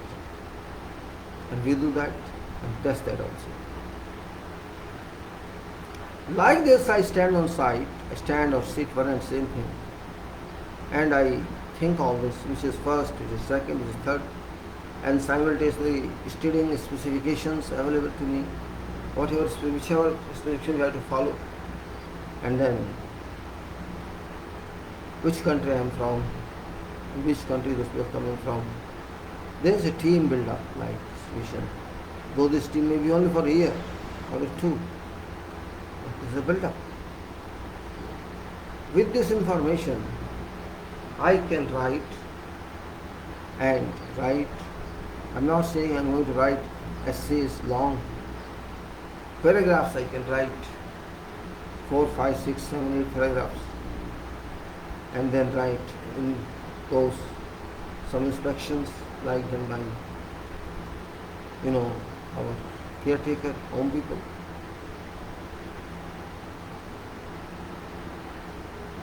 And whatever is there available, I have to write in that. I have to write which stages are there, inspections will be made, or what major quantity of concrete is, and what process of concrete, temperature, and when should we order, what should we order, and we should be ready to receive that.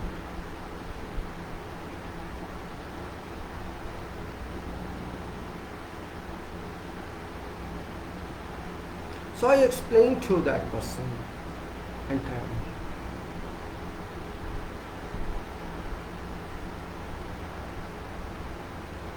This happens in life. It's not that I did something extraordinary. You have to do it. Because you are going to do it.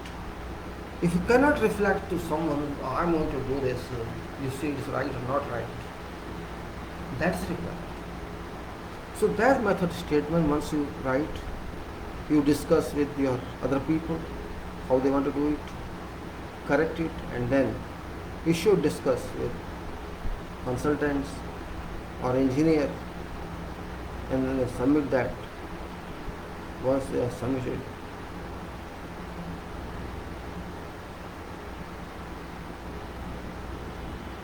so he thought that I can write everything. Yes, I told him yes. So he suggested me early morning do something for him. I told him I would do everything for you if my senior instructs me. But I have to leave that place ultimately. There was some problem, I have to leave. No, why I'm saying all this? It's not because I'm telling you, listen to me what I did. No, it's not that. In engineering, civil or interdisciplinary engineering, I call engineering as interdisciplinary engineering, particularly civil and services, because we work together from different companies if we are not in the same company. So my statement is in engineering that do not think without means you have to plan something. That's very important. You have to plan something you are going to do. It's not simply planning, you have to understand what you are going to do. And if you don't do that, you will lose something, certainly. Engineering means advanced thinking. Engineering doesn't mean you do work and then think. That's not engineering. Application of mind is engineering. Application of knowledge is engineering. Application of decision is engineering. And emergency decisions is engineering. When you do construction engineering, First you have to construct yourself. Are you ready for this construction? You have to do that. And if you are unable to do that, you would never be successful in engineering. Engineering is a field where risks are considered. It's a field where risks are known or unknown. It's a field where hazards are expected. And it's a field where we should not say design is absolute. We should not guarantee anything in engineering because guarantee doesn't work. Yes, we can say yes, this will serve you. This is good one, and we can say that. But without warranty. I can't give you warranty as an engineer because my knowledge is limited. I am not perfect of this. Yes, I can help. Just like we say, we never say building is earthquake proof. We never say building is fire proof. And we never say this building is blast proof. Do you know that? We never claim that. What do we claim? We claim something else. We say this building is blast resistant, or this building is blast resilient, or this building is non-blast building. Or we say this building is seismic resistant, or this building is fire resistant for 1 hour, 2 hours, like that. Fire resistant for 2 hours means up to 2 hours we think it will sustain, and after that we cannot say anything. What shall happen to this building? Though we believe our designs, the designs are all not perfect. Reason? The design is not certainly of structure. Design is also of foundations. Foundations.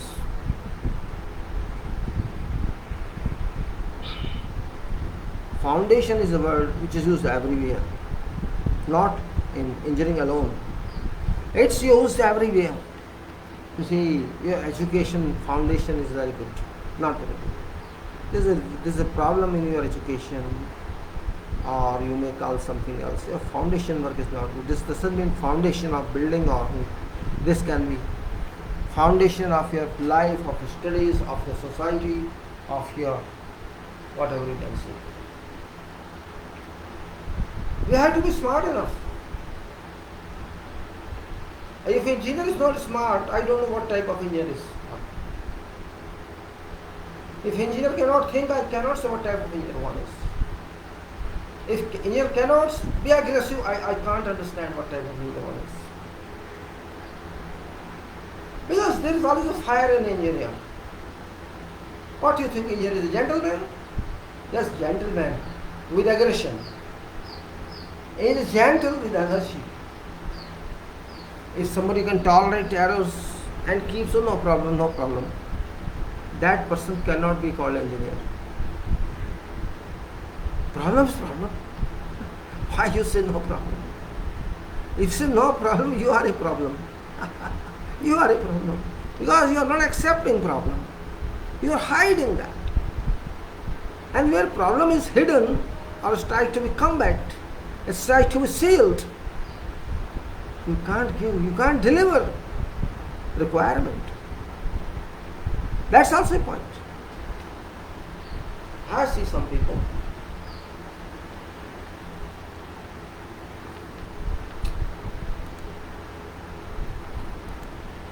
I do not relate entirely, you can say, I relate to some extent degrees of engineering to work, but not absolutely, no, never.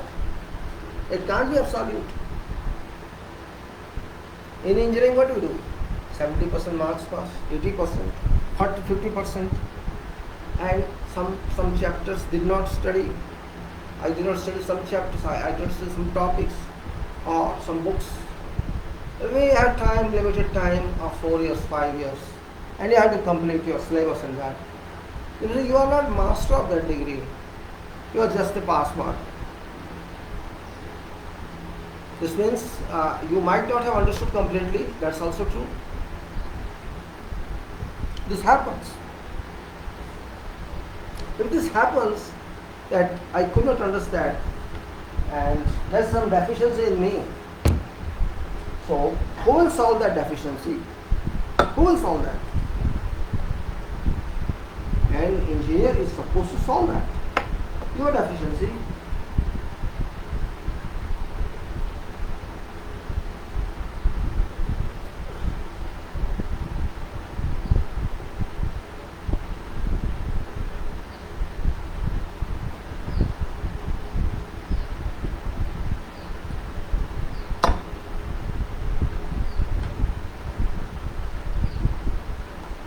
I therefore enlarge management. I never keep management as management. I don't keep management as leadership. I enlarge it. I say it's organization, it's not management. Because management is very small. I am talking about expansion of this. I am talking about scaling of this. And that is new organization. Organization has no limit. Organization has no limit. Because that's organ. Organ.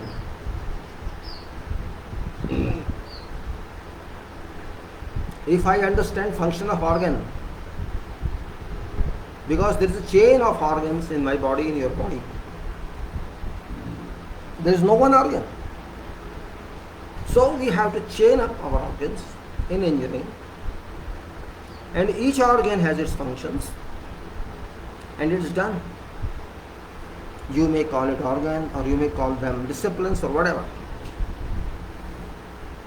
Engineering says you have to result, you have to give result, you have to deliver.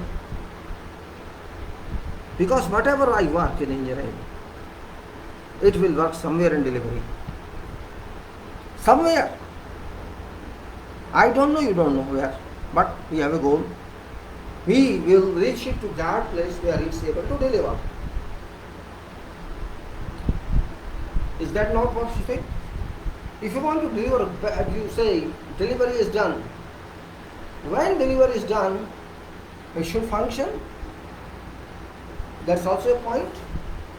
Who will make sure that your delivery is functioning? Who will make sure of that? You are not there at that time. You are gone. Today you are doing something, assuming everything will be fine. How can you make sure that?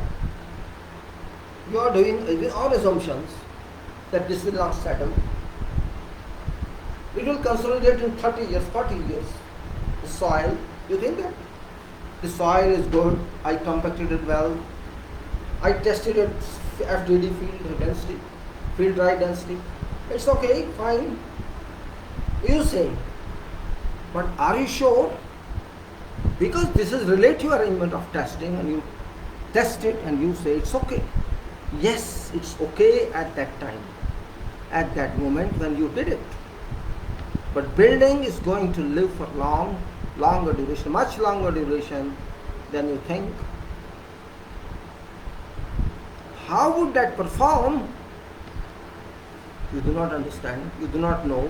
There is no confirmation at all. There is no confirmation. How shall it perform? You cannot see that. And when it consolidates, say in 50 years, you won't be there. You won't even remember that building. You won't even understand what it would do, how it shall do. We do not know what level we will sit at that time. So we have set it now, we have set it at this level. But I am not sure whether this will stay at this level or we don't. I'm just coming. And that's very important to understand.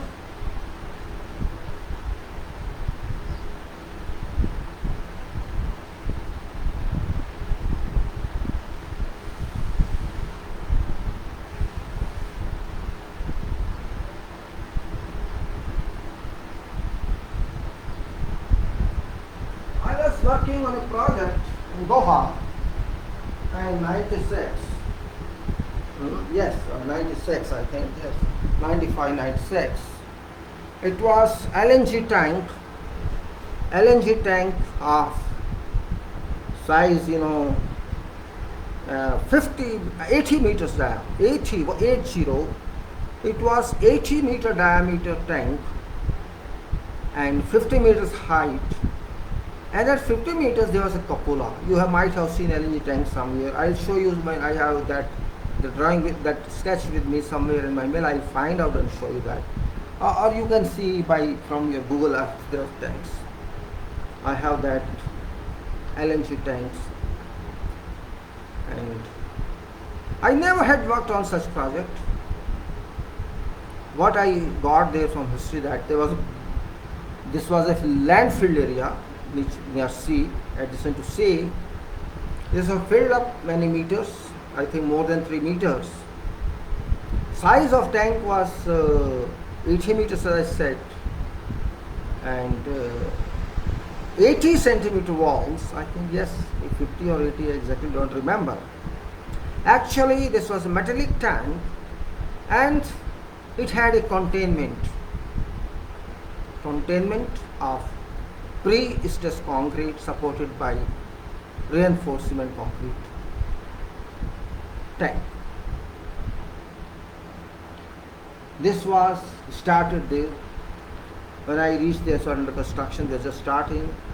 They were filling by granular mix, duly engineered, and they were doing that. I used to visit that site. I was not in charge of that site, because I was used to there. I was given assignment there. You are responsible for ROS. ROS means what? ROS means, that is record of surveys, that I was responsible for record of surveys technicalities for that project. And there was another project for me that was for Villa B. So I was in charge for that also there. Well, I'm not telling you all that now. What happens then? Surveys used to survey, they put records on them, and then they used to come to me, because I was a part of engineering there. Survey recording, survey justification is engineering. So those surveying team people recorded surveys and got to me to certify that. Check that, examine and check whether this was according to tolerance or it's not a good tolerance. Why I'm telling you that this was heavy tank. Heavy tank means it was not small structure, it was very big structure. You can say that, about 80 meter dia and 50 meter height. This full of LNG gas, heavy one, weight of LNG, weight of concrete of the cylinder, weight of containment, weight of cupola, weight of foundation, big foundation, thick foundation, resting on granular base, improved one, soil improvement was there. What they wanted to ensure on records of survey, that other surveys are fine. When I used to get survey of this particular tank foundation, purpose was according to specifications, according to contract, that every week or whatever frequency there was, whenever there is a settlement, they want to record that. You know that point? This means they wanted to record that settlement which could happen, which had real chances of happening. So at every few intervals we have to take, so this point and that point should have only this much difference, and this point and should have only this much difference. We had to ensure that this was according to limits defined. But purpose was different. Because this construction was for many years, they wanted to ensure from date one, when this construction was started, its foundation, and it may take another 2 years for its total construction. And then you have to fill that tank after commissioning. So from that stage of fill up and compaction to that stage when tank is released to service in full capacity, what variation on settlement go? What variations in settlement of soil do? We got no point. There is nothing. Foundation, what settlement? Say every month, every week. And then different stages of tanks were cast. Let us say 5-meter stage was cast in one go. And it was 50 meters high, so 10 stages will be there. 10 walls will be casting. What would be settlement after each casting? And then cupola casting. And then cupola was lifted by some air, compressed air. And later on, when commissioning is done, this tank is filled. And what would be compaction level of that? Where are the differences of level? And what was total difference from starting one to filled stage? And that too also every year or 6 months was not there then. It had to be taken up. Means how compaction behaves in relation to soil, how it varies in its reading, how soil performs there, soil or engineered fill performs there, how it is at levels means, and what about consolidation of that? Because there are two terms, one is compaction and one is consolidation, which are based on many issues of attributes of technical material. Let's say compaction is stage 1, which is immediate, which is short term, but consolidation rages after long run. Some cases 20 years, some cases 30 years, some cases 40 years, 50 years, 100 years. Compaction is package of material, densification of material, increasing its density to some level. That's called 98% level. If you comparative sample, 100%, 105%. And it goes on further solidification to get out all air bubbles, air particles and water particles, and further densification when consolidation stage comes. Consolidation means concentration of solid status. And compaction is as much as we can pack it. As much as we can pack it. So this was called operational research work, just to ensure what variation levels happen each stage or each frequency, number of frequency, and then when work is totally done and it is filled with gas. What do you think? Is that not specific engineering? You have to understand. Means you have to long wait for that if you want to know that information. Though I was not there after that, I don't know what happened to that. But it's not beautiful in engineering that you have to go to that level to understand. This means this is research, operational research. And this can't be conducted, such acts can't be conducted in universities. Because you have to wait for decades, you have to wait for a couple of years to know facts. More and more settlement or rebound. Settlement or rebound. So there will be rebound because it is permanent load. There will be no question of rebound, and it's not ordinary load, it's very much load. So this will lead to consolidation only. It was, I think, in 96 or 5, something, 95, 6. And now, let us say now it is about 4 and 24 years. What would have happened, I don't know, but must be complete or nearly complete, consolidation. So in engineering, we start with compaction when we pass our degree. We start with fill up when we go join engineering education. We fill up our bottom and fill up brain.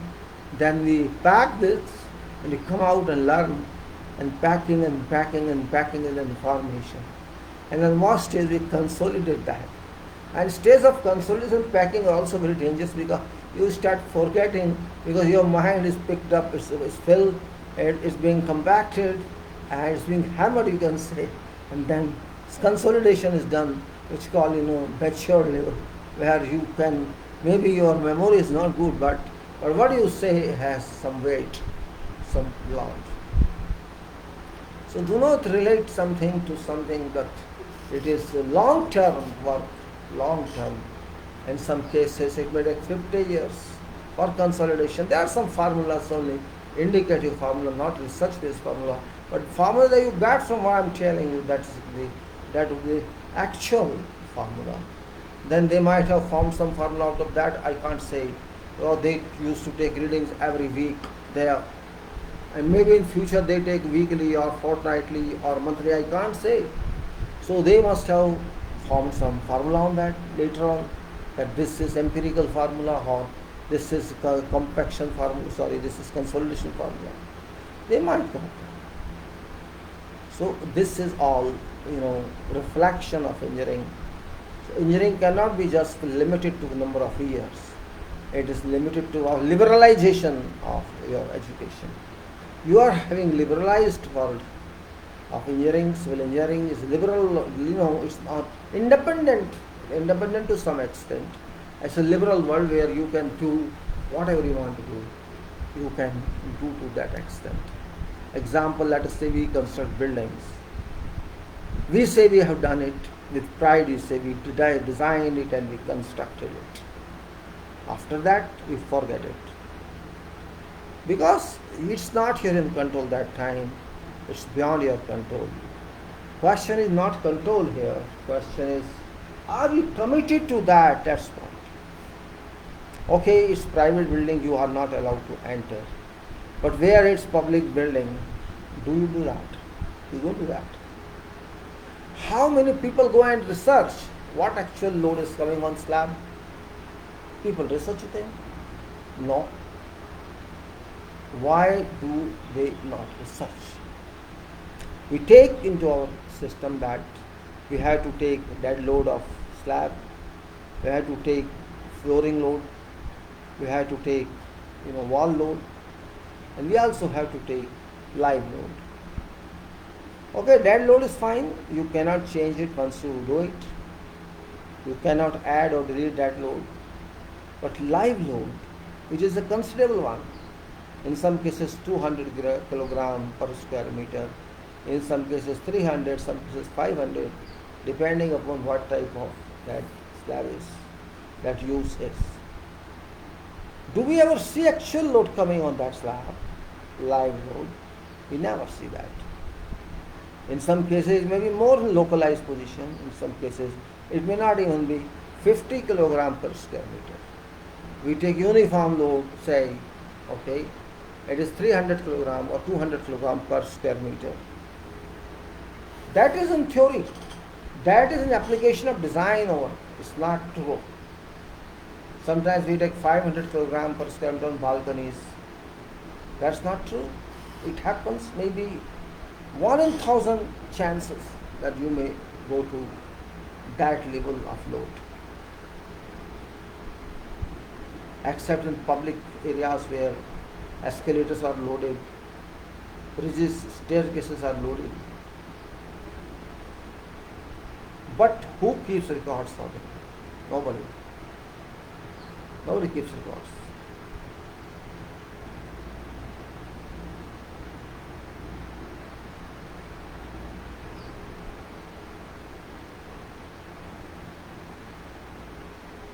So this is very important point I am telling you. I have never heard, I have never seen some building is in research. No. I don't know reason behind that, because there is no infrastructure. Nobody wants to spend money.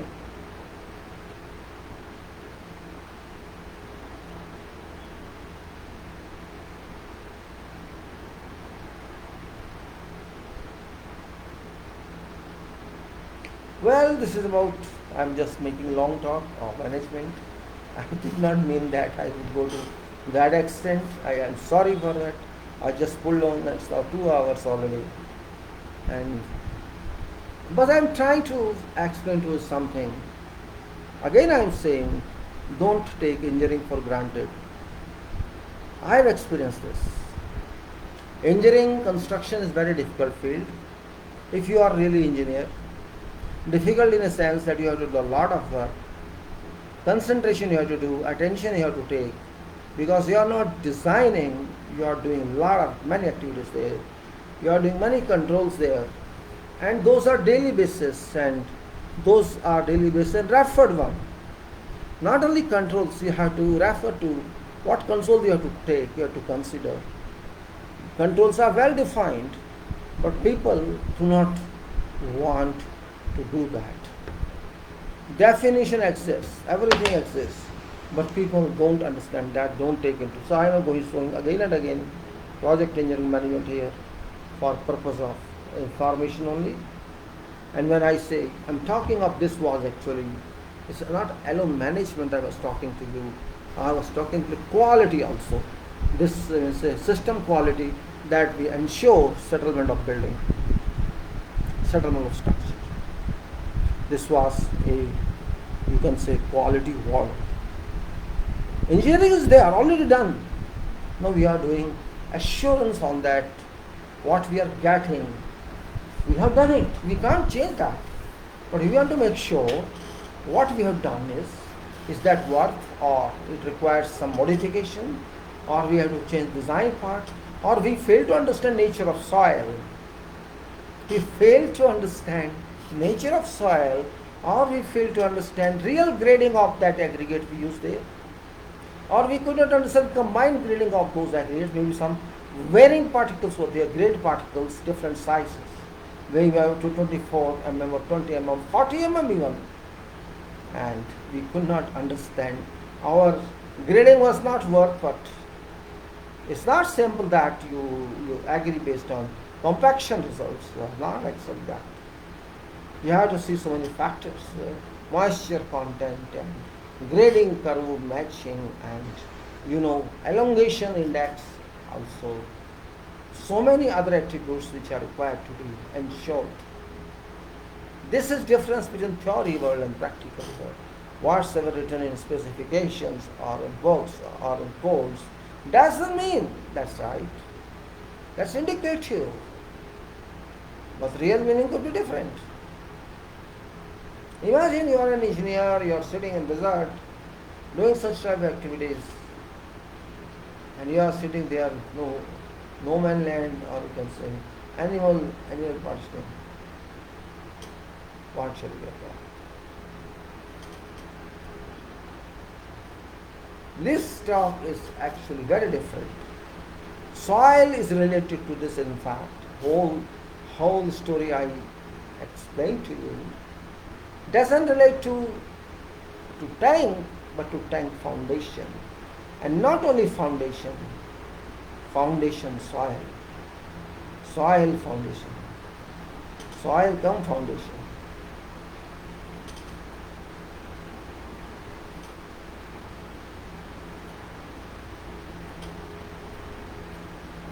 Soil interaction with foundation and soil water interaction with foundations are two difficult fields. But we have to do that. Soil interaction with foundation. Let's put up one time. Soil interaction with foundation, because both are related to each other. If there is no soil, there is no foundation. And if there is foundation, certainly there is soil. You can't hang foundation in here. It's either soil or some packing above soil. Something is there. So, soil foundation and soil water foundation all must be understood. When there is water table, no water, fine, it's okay. But when there is water table, we are working at sea, there must be water. Water can see, so there must be consideration of soil water. Okay, today there is no, because you are doing higher level work, but it can be tomorrow. There is no way you cannot say, never in lifetime of structure water may seep therein. It will seep there because it's all desert, and you are filling granular soil.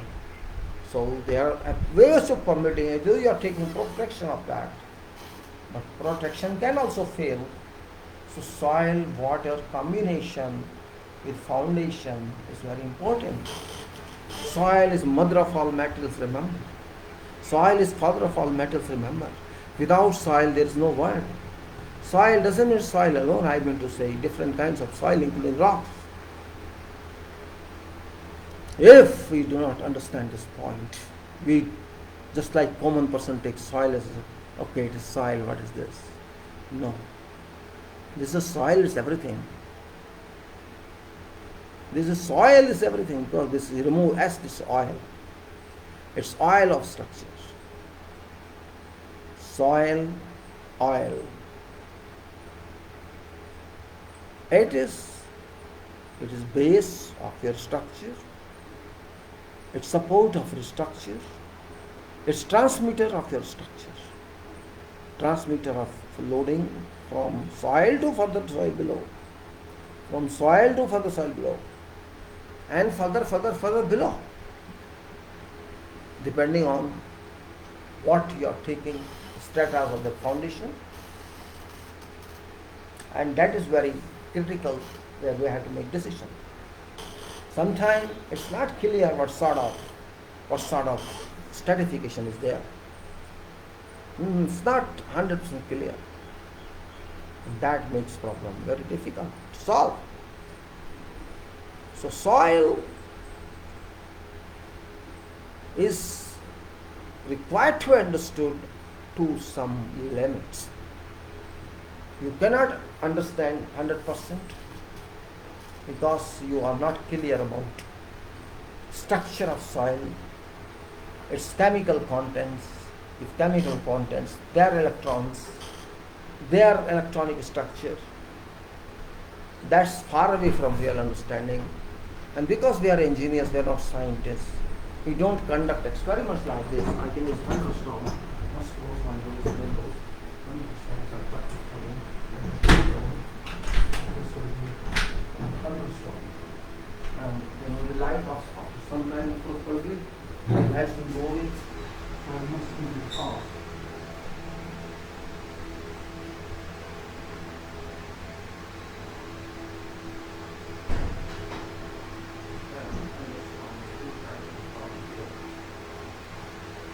Weather changing, what should I do? It happens, the light would go, suddenly power would go off sometime. I'm sure it's crazy weather, thunder, storm, and then maybe rain. Well, what to do? So I'm talking about soil, biggest and most important material, which must be understood before understanding cement, understanding concrete, understanding structural engineering. It's a part of structural engineering, it's a part of civil engineering, it's a part of basics of engineering.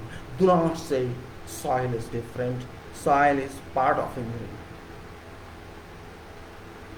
If you don't understand soil, you don't understand engineering, to be very frank.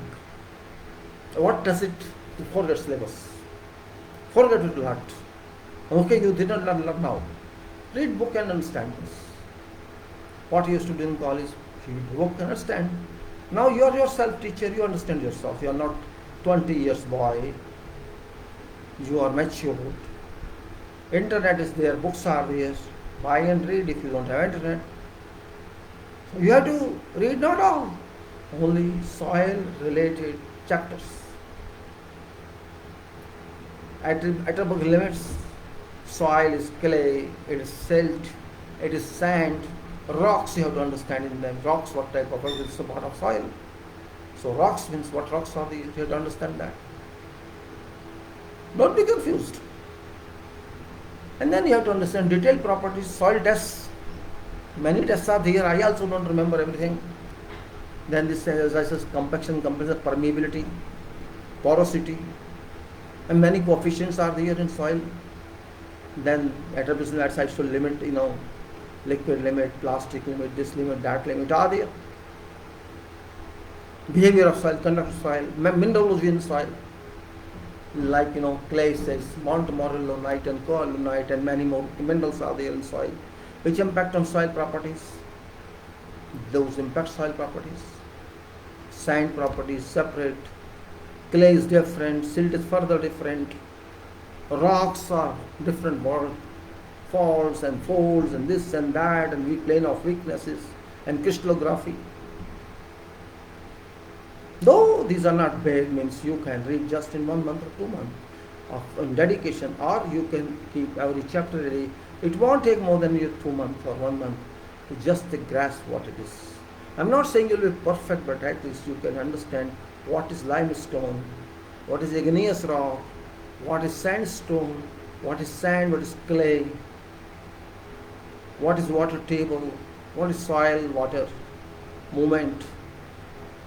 That is enough. But then you can understand value of N, value of C. These are standard terms. Bearing capacity, safe bearing capacity, ultimate bearing capacity. You know all that, just a question of refreshing that. Refreshing is very important rather than jumping onto a statement. It's too much. I'm worried about now. I'm worried about really. I'm worried about this.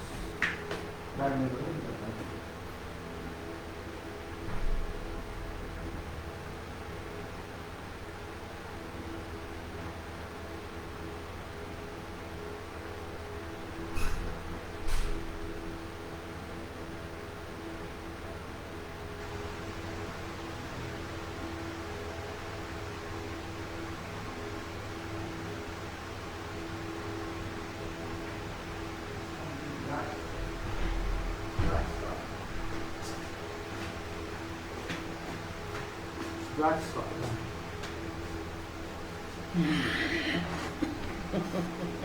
this is a COVID go. How shall go?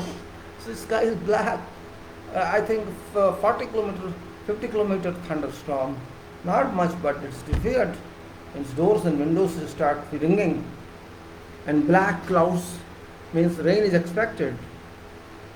Well, I can't help what to do. So gentle people, engineers, I will talk to you about soil reports later on. I have some reports. I recorded them on some website on OneDrive, and I put URL of that in this text. If you go to this text of video, you will find, if there are two ways. One is URLs of these videos, and there are other videos which are safety videos. So before safety videos start, you will find some URLs which relate to soil reports. You will find there are, I think, 3 or 4 files. One is related to Arab Center, and other one is related to Fibro Metal Testing Laboratories. These are real reports from projects, and this gives good understanding about. I have gone such reports, not these too many more, during my bidding stage or my project stages, where we used to deal or write questions or queries based on those reports for certain clarifications and failed. Because when you did activities, these reports were considered with goals. These were not just for sake of reporting. These were secured for technical information where you had and some problems were there, something happened, or what was done there, and that reports were referred to. And therefore, because I was involved in coordination engineering, I can say, so I was referred all this when some problems came up, and I had to produce documentation for purpose of further clarification or recording. Used to happen. So I am happy that way that I could get some opportunity or exposure to those types of studies, which is good one say, but there's no confirmation of study. Your interpretation, my interpretation can be different.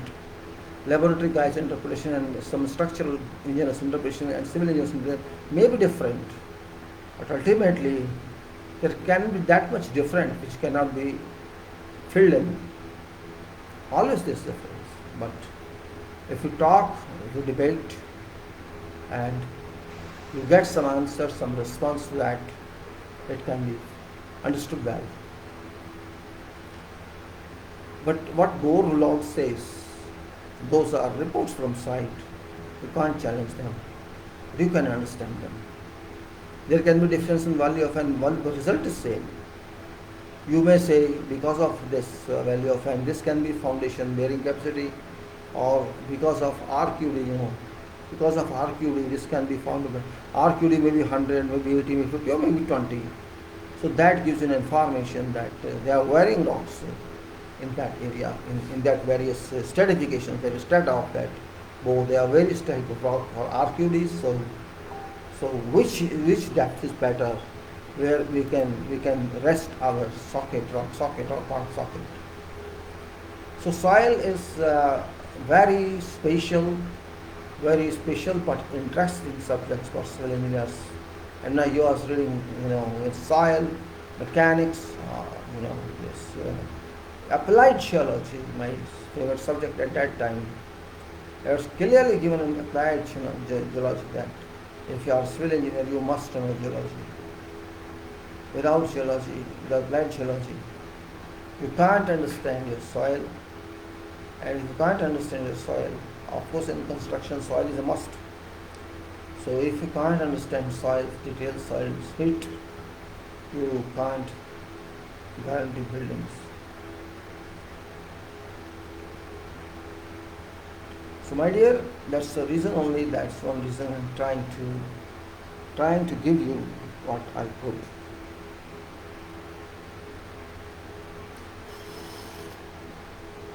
Explanation of organization is unlimited, first of all. But we should only use that which is good for our project. First of all, do not make it very complicated, make it easy one. Do not show there are so many areas where people are sitting, it will give you an impression that this is well organized system. No, that's not true. Make it simplified one, processive one. Your flow chart or your organization tree should be simple one, but responsive small. Don't means make it a hitting one. Hitting is not important on project. Cooperation is important. If you make it hitting, well, I think you will face problem later on, because hit is hit, it won't serve you. You make it pro people, so that they come to each other, cooperate. So they do without organization, but when they are given in organizational procedures, you have to do that. Your job description should specify that. Your organization chart doesn't mean a graph only, it means responsibilities of staff or personnel. You have to include in that. And you also include means their histograms or accountability, role involved, total role. And that gives information of each personnel, key personnel. That's where organization is related to. Once you decide that, then you can go ahead and do something else. Now I have taken time on management. I will not continue further. I'll go on to now to generals which we left yesterday. I'll go there for say about 10-15 minutes. I'll go to that one, or half an hour maximum, and then see how much we can cover in FIDIC silver. After that, I don't want to let me see if we can do something on that. This not this one. Oh, I'm mistaken. Sorry. If I suppose you click something by mistake, this has to open and wait for that. That's a bit of problem, So I talk about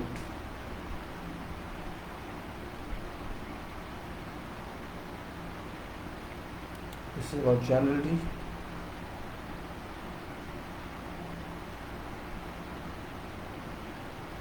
This general specifications, this what Qatar speaks section 1, and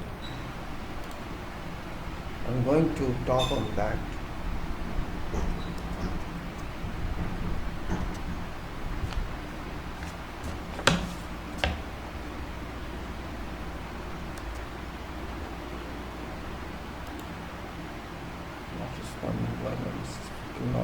responding, not responding.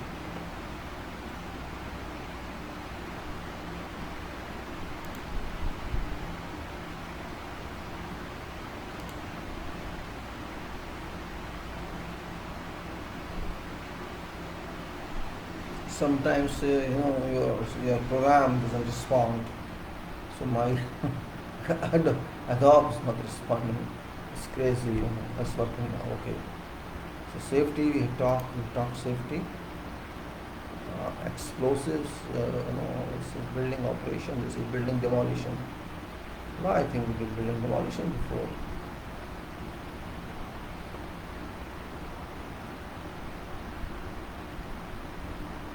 Building demolition I had done, I remember we've done that. Safety requirements on came from to go further.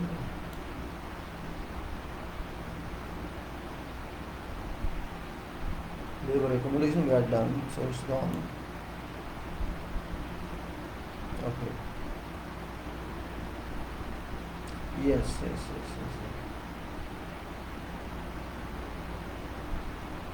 Okay, we reached here we had done this part here, we had done this health, safety and labor accommodation residence. Okay. Now we are talking about part 11, that is engineer site facilities. That's what we have started, page 120 of this.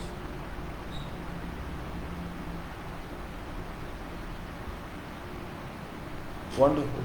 Next, what type of atmosphere? Oh my God, I'm worried.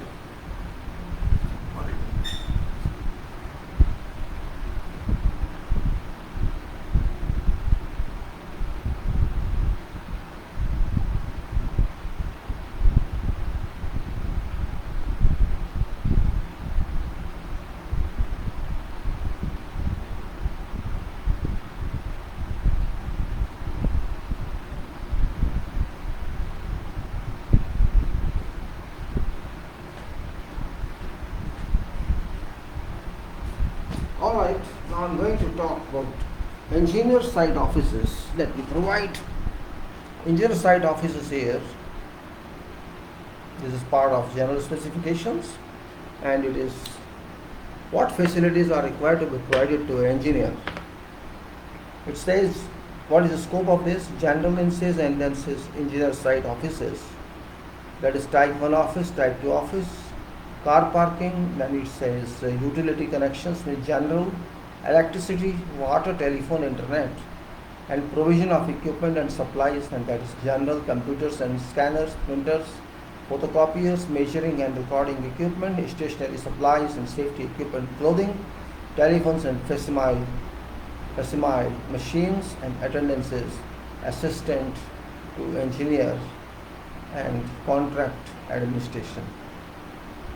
Now in this general, it is engineer site facilities. Scope is, this part specifies requirements for engineers temporary site facilities, and includes site offices, utility connections, provisions of equipment and supplies, and attendance, and then related sections and parts are as follows. This section, part 10, is occupational health and safety, and part 13 is setting out of work. Is a reference to sections, and therefore engineer site offices, it says that contractors shall provide site offices and type, site offices type and number as stated in project documentation. Positions of site offices should be to approval of engineer.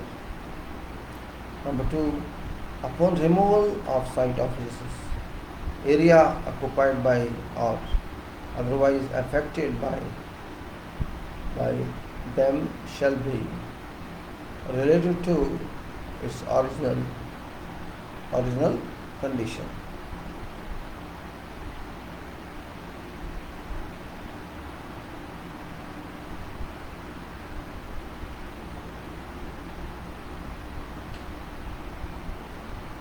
Then you can say type of offices. Type 1 office. Type 1 office. What should it be? Type 1 office. Unless described otherwise, under the same elsewhere in project documents. Contractor shall provide, maintain and remove on completion of works engineer site offices described in this clause. Contractor shall proceed with provision of a site office for exclusive use of engineer immediately following award of contract and shall provide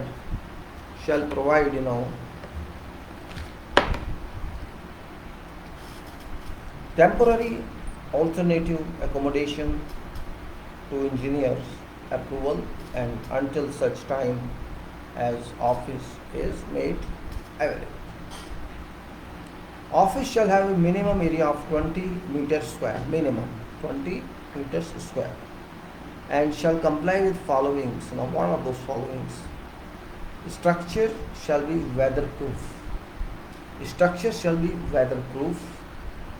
Windows and doors shall be dustproof, and windows be fitted with flying screws.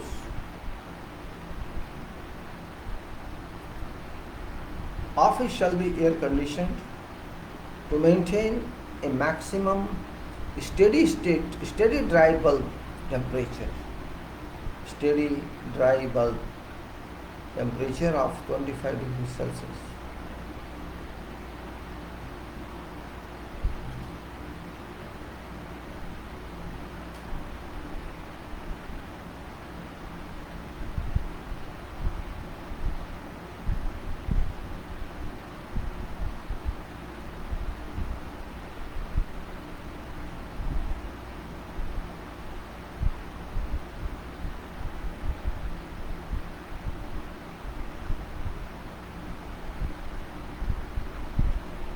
Okay, then say that offices shall be air conditioned to maintain a maximum steady dry bulb temperature of 25 degrees Celsius at a relative humidity 50% under expected climatic conditions expected at site.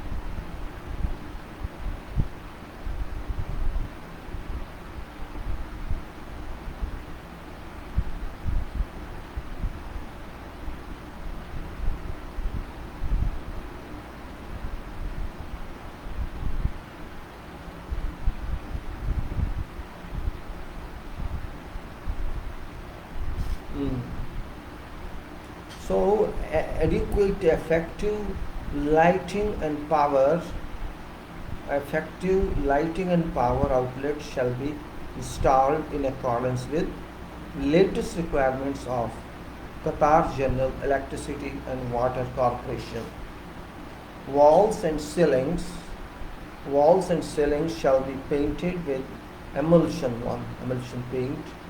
Offices shall be provided with following further furniture to approval of engineer, and that is 1 number knee-hole pattern desk with a total of 6 lockable drawers, approximately 1500 into 800 and 760 meter in size, and others is 1 number swivel chair with armrests, 2 number stacking or folding chairs, 1 number hanging file or plan chest suitable for AO size prints, 1 number waste paper basket, 1 number 2 drawer filing cabinets, and 1 number wall mounted pin board 1000 by 2000 mm in size.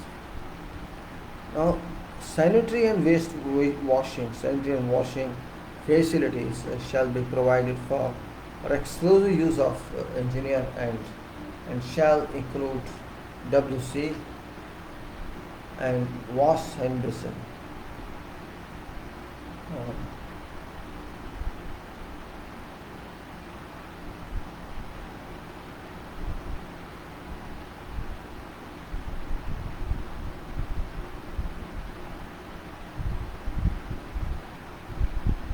okay, then after that, WC and wash basin on adequate supply of hot and cold water shall be provided at all times.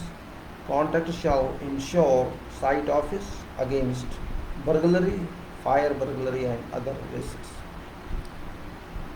Contractor shall keep on site all times an adequate supply of clean, fresh, chilled drinking water for consumption of engineer. Contractor shall maintain offices in clean and sanitary conditions. Now type 2 office, this was type 1. Small it was, now we go to type 2. What it says type 2, it's a bigger one I think. It's sleeping text, this stuff sleeping, this is not nothing intelligent in this. Thinking of this. So sleeping text everything.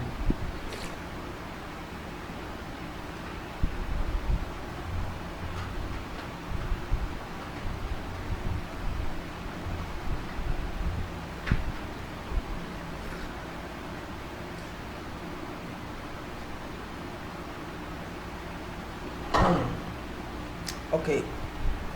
Says engineer site offices described in this clause shall be provided in lieu of type 1 offices. Only where it is a stated requirement of project documentation. Offices shall be portable units mounted on skids or similar, and where directed in project documentation shall become property of government on completion of contract. On completion of contract, offices which are to become property of government shall be repaired and redecorated to satisfaction of engineer. They shall then be delivered to a location designated by engineer within 50 km of site. Buildings shall conform to general configuration shown below. Number of each type of unit shall be as stated in documentation, project documentation. Now there is a plan here, very simple plan of porta cabin. That is unit A and one is unit B. These two are there. Unit A is 4 meters by 9 meters and unit B is also 4 meters by 9 meters, clear. And in unit 1 there are 2 rooms and in middle there is toilet.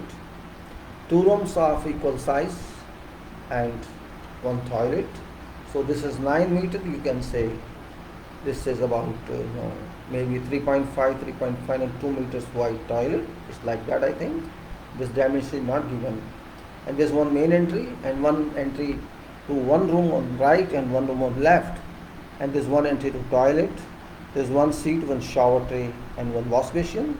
While in rooms there are 2 side entries as well, one for this and one for that end. And there is a bed, or you can not bed actually, this is, you may say, a table with chairs, 3 guests and chair. And on other, this is for engineer's office, means 2 room, 1 room maybe for engineer, other maybe for resident engineer, or for the resident engineer assistant as per, and accordingly. And unit B is same size but having one conference hall, and other portion is having kitchen type area where sink is installed. So it's that unit B. Both are required. Contractor shall proceed with provisions of portable offices which be for exclusive use of engineers immediately following award of contract, and shall provide temporary alternative accommodation to engineers.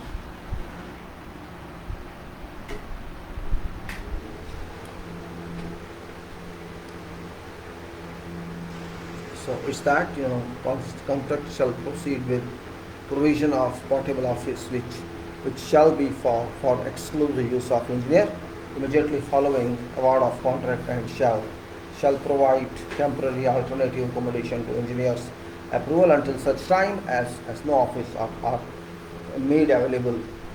A contract shall submit to engineer for approval a comprehensive specification and drawing showing accommodation proposed, complete with furnishings, equipment and fittings before placing an order. Units shall be mounted on adequate concrete foundations and shall be provided with concrete access steps where necessary. Units may be constructed of composite timber, framed panels with wood or metal cladding. Now, any combination of these or alternative forms of construction which comply with following levels of performance: walls, thermal conductivity 0.6 watt per meter square degree Celsius.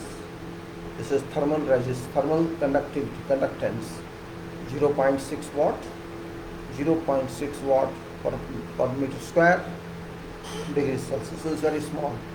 0.6 watt means less than 1 watt per meter square. Conductivity is this much heat only can enter. Other one is fire resistance, and that is half hour. So half hour fire resistance.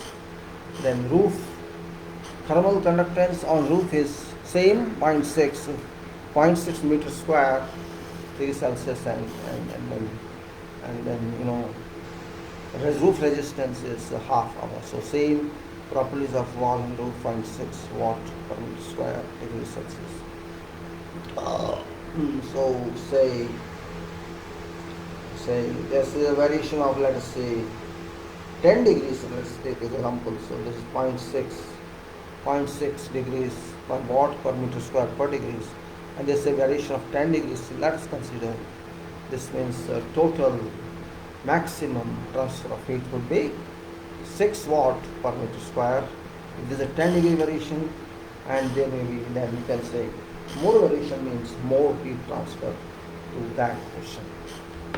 Then you can say roof covering. Roof covering shall be selected for durability. Roof covering shall be selected for durability, freedom and excessive maintenance and ability to withstand extreme exposure to sun, heat and humidity. Then you can say unit shall be finished internally and externally with low maintenance materials, and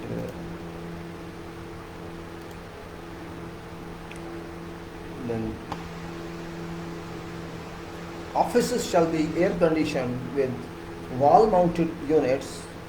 Offices shall be air conditioned with wall mounted units to maintain each room at a maximum steady dry bulb temperature of 25 degrees Celsius at a relative humidity 50%, 25% at a relative humidity of 50% under expected climate conditions expected at site. Extra fans capable of 10-year changes per hour shall be provided in kitchen and toilets. Extract fans capable of 10-year changes per hour. 10-year changes per hour shall be provided in toilet and kitchen. 10-year changes per hour. This means 10-year changes per hour, 60 minutes means every 6 minutes there should be change in air. Now, installation and testing of wiring and electrical equipment in units shall be in accordance with latest requirements of Qatar General Electricity and Water Corporation. Now, each office shall be provided with following furniture.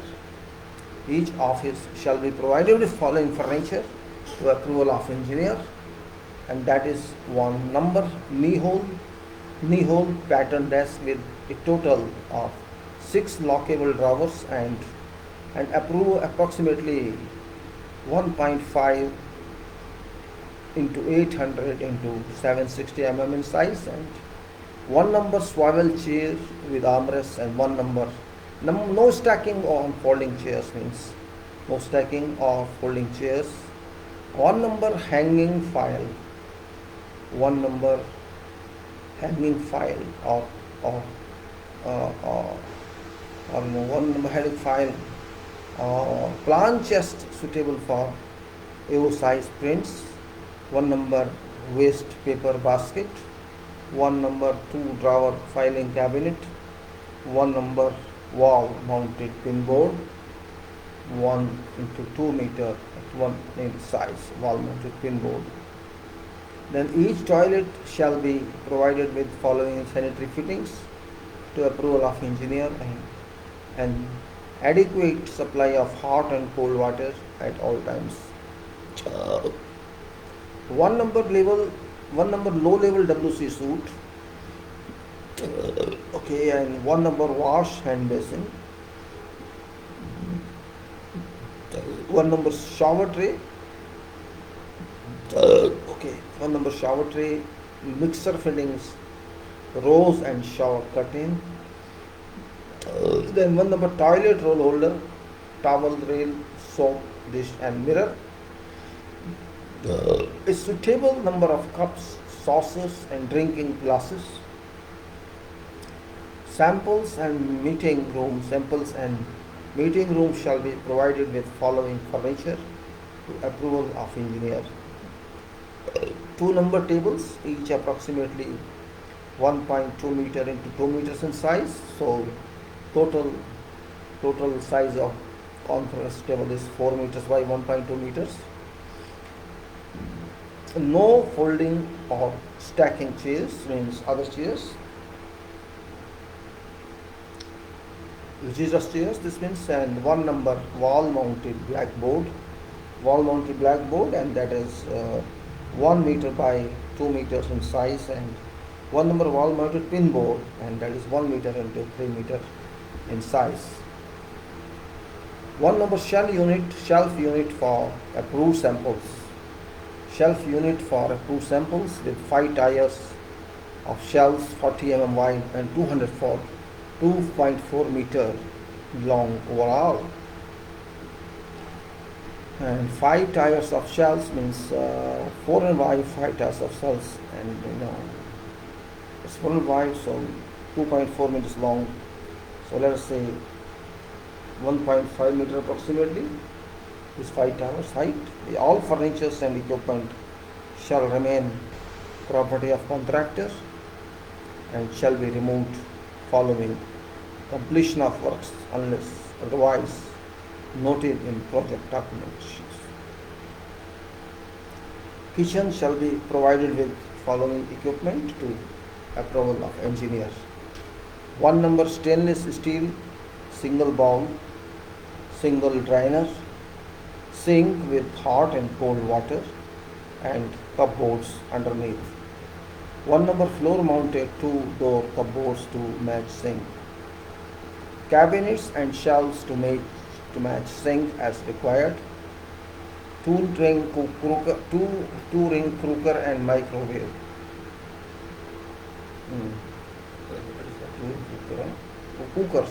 Cooker. 2-ring cooker and microwave.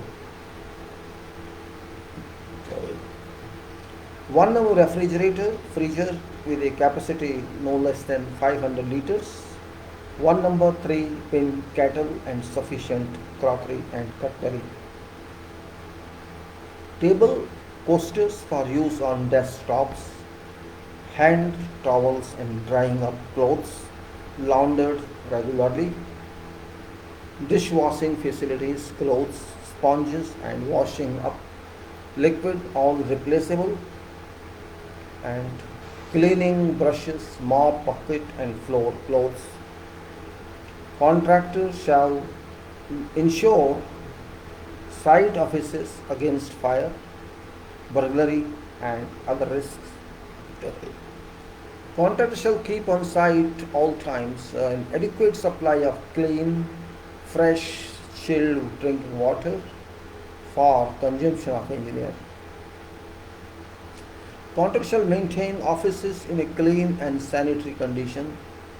Each type of unit shall be provided with fire extinguishers and water cooler. Car parking facilities. Parking areas shall be paved or have a finished surface as approved by engineer and shall be covered with suitable canopy to provide shading. Number of shaded car parking spaces required shall be 2 number for type 1 offices and 6 number for type 2 offices unless otherwise stated in project documents. Utility connections. General. Contractor shall make all arrangements and pay all charges in connection with installation, maintenance, operation and removal of services. Utilities described in this clause. Electricity. Contractor shall arrange for provision of an interrupted supply, power supply, electrical power supply to engineer's office during all working hours and any at other time as requested by engineer for duration of contract. Water. Contractor shall arrange for provision of uninterrupted water supply to engineer's office during all working hours and at any time as requested by engineer for duration of contract. Contractor shall provide inline filters on all water supplies into employer and engineer's site facilities. Contractor shall maintain these at regular intervals per manufacturer's instruction throughout duration of work order. Telephone.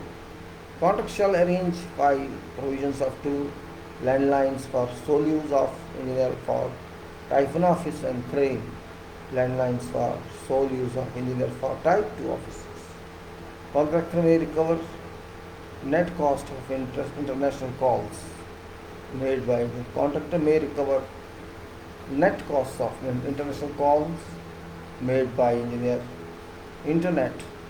Contractor shall arrange for provisions of a dedicated and uninterrupted internet access to engineer's office during all working hours and at any other time as requested by engineer for duration of contract. Internet connection should be provided with a bandwidth running at minimum 1 Mbps upload capacity. Provision of equipment and supplies. General. Equipment supplies. Following items of equipment, supplies and associated level of services shall all be provided unless detailed elsewhere in contract documentation.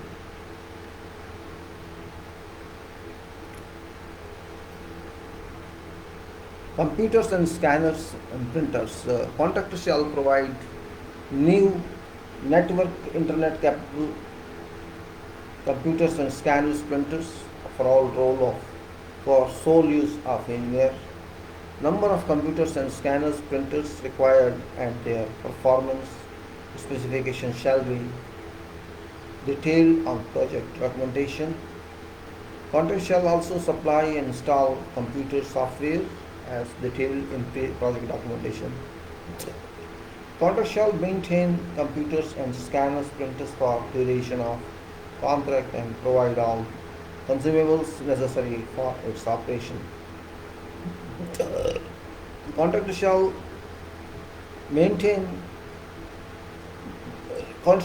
be responsible for installing legal copies of corporation system and software, troubleshooting, supply of required consumables and maintenance of system. Operating system and software requirements shall be as specified by engineer with the following as minimum: latest version of Microsoft Windows operating system, latest version of Microsoft Office. Software must be of at least the latest version and Arabic enabled. Approval of engineer.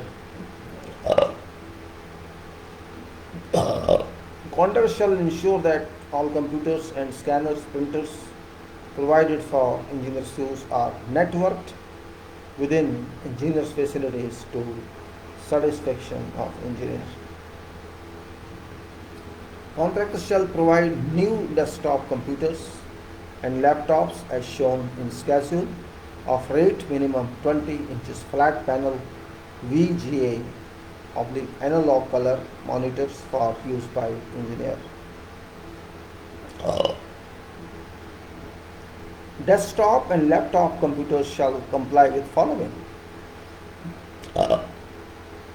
Intel Core 2 Duo processor, Intel Core 2 Duo processors, 1.86 GH, Z1066 MHz, 2 MB cache, 1000 GB 7200 RMP serial 8A hard drive and 56,000 modem, 32x DVD plus RW drive, wireless network adapter Wi-Fi, wireless keyboard and mouse and card reader. Desktop and laptop computers shall comply with following: new licensed copy of MS Windows, MS Office, Professional, MS Office, MS Project and AutoCAD, Primavera P6 and Primavera Contract Manager, PCM software shall be provided. Color printer shall be of latest laser type. Color printer shall be of laser type suitable for A3 size paper and having scanning and copying facilities built in. It shall be quite in operation. Hewlett Packard desk jet latest model or similar. Computer equipment shall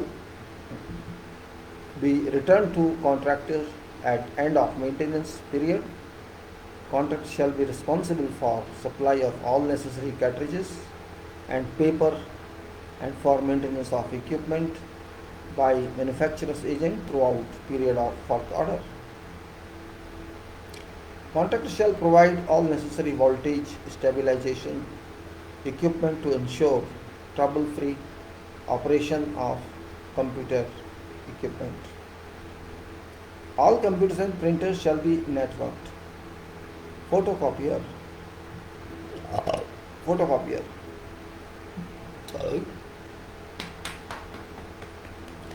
Contractor shall provide a new photocopier for sole use of engineer. Performance specification for photocopier shall be as detailed in project documentation. Contractor shall maintain photocopiers for duration of contract and provide all consumables necessary for its operation. Contractor shall provide a new floor standing stationary stationary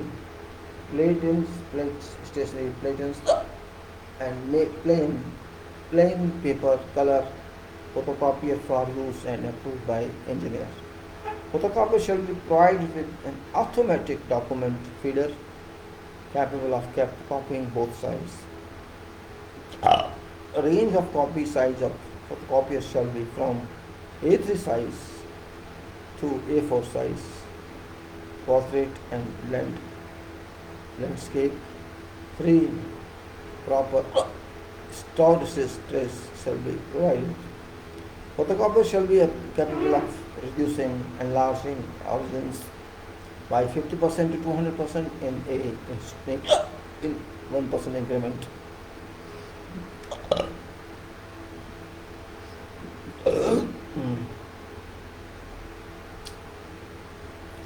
Photocopier shall have an A4 size rotating paper cassettes and automatic paper size zoom ratio selection. Throughout shall be not less than 40 A4 copies per minute. Throughput shall not be less than 40 A4 size copies per minute. Photocopier shall be able to scan and email documents. Photocopier shall be returned to contractor at end of period of maintenance. The contractor shall be responsible for supplying necessary paper and maintenance of equipment by manufacturers, agent from work order, measuring and recording equipment.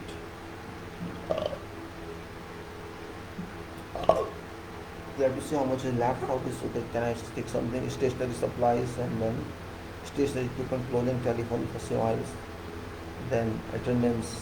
I think I won't be able to start FIDIC, I think. Should. No, I can't. So let's continue as it is. Maybe I got time for that, or I cannot say just now because it's already 6:50. I'm getting what? It's festive. Maybe just talking, I can do speech.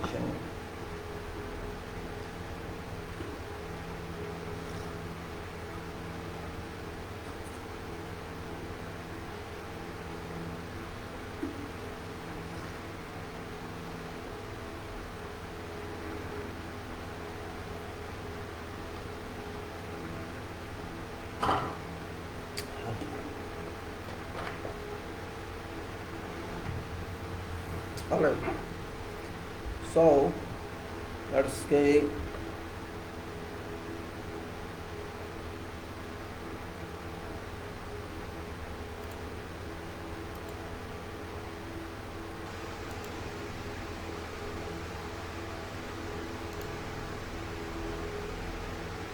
I was talking photocopy, right?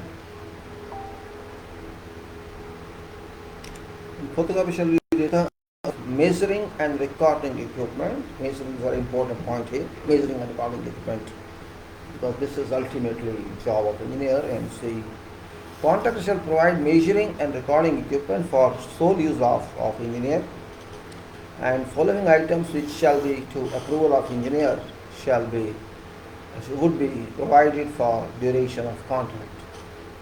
1 number electronic distance measurement EDM station, electronic distance measurement EDM station. 1 number total station, so one is electronic distance measurement, and 1 number total station theodolite are equivalent, including all necessary tripods, prisms, etc. 1 number automatic engineers level including tripod. Automatic engineers level including tripod. 1 number metric leveling staff. Metric leveling staff. Metric system. Then 1 number calibrated steel survey band 50 meters long. 2 number 30 meters nylon tapes and 2 number 25 meters metal tapes. 4 number 5 meter pocket tapes. 6 number ranging rods, and 1 number mason's split level. 1 number bitmap thermometer, and 1 number digital camera, level and field books as required.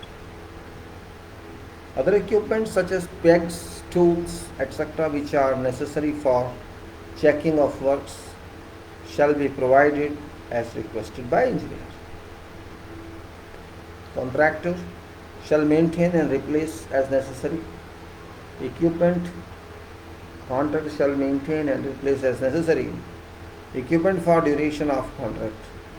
Surveying instruments shall be new or in as good as new condition of an approved make with a current certificate of adjustment. Stationery supplies.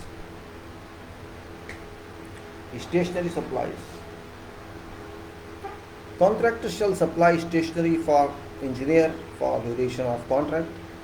Stationery items shall include but not necessarily be limited to following: files and file dividers, A4 and A3 size, paper A4 and A3 size, writing pens, marker pens, highlighter pens, various.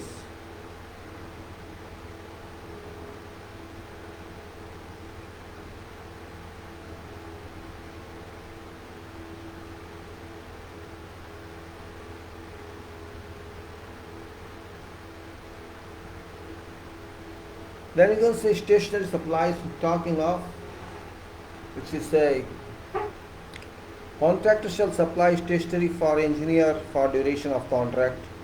Stationery items shall include but not necessarily be limited to following: files and file dividers A4 and A3 size, papers A4 and A3 size, writing pens, marker pens, highlighter pens, various colors, pencils, various colors and pencil sharpeners, erasers, staplers and staples, hole punches and full bulldog clips. Safety equipment and clothing.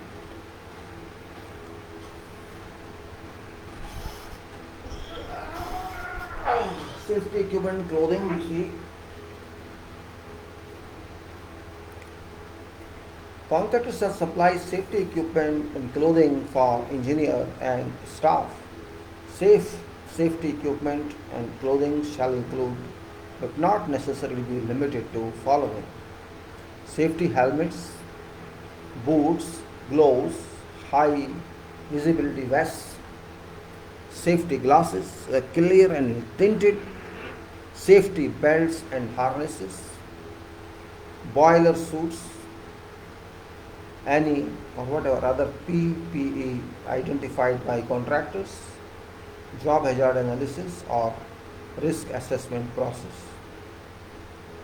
Contractors shall also supply gas detection equipment and breathing apparatus in accordance with relevant provisions of Part 10 of this section.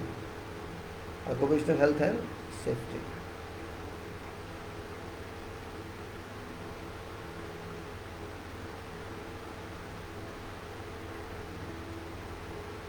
All right. Telephone and facsimile machines. For type 1 office, contractor shall supply and install a telephone and facsimile machine. Telephone and facsimile machine should conform to relevant provisions of telecom provider standard and requirement. For type 2 offices, contractor shall supply and install a telephone in each office and meeting room. Each telephone shall be connected to private address box exchange PABX, private address box exchange. Contractor shall also install a facsimile machine, telephone PABX, private address box exchange system, and facsimile shall conform to relevant provisions of whatever telecom provider standard or requirement. Contractor shall provide a new A4 size. Contractor shall provide a new A4 size,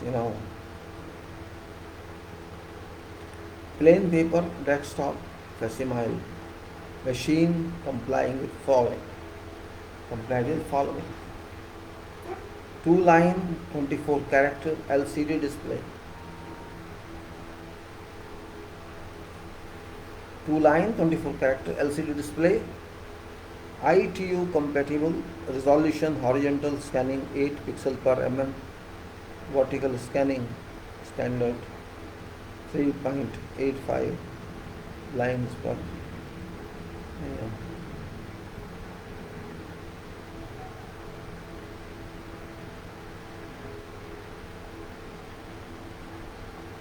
Then resolution Horizontal scanning 8 pixel per millimeter, vertical scanning standard 3.85 line per millimeter, then fine 7.5 lines per millimeter, and then 150 sheets paper tray 80 gram per meter square.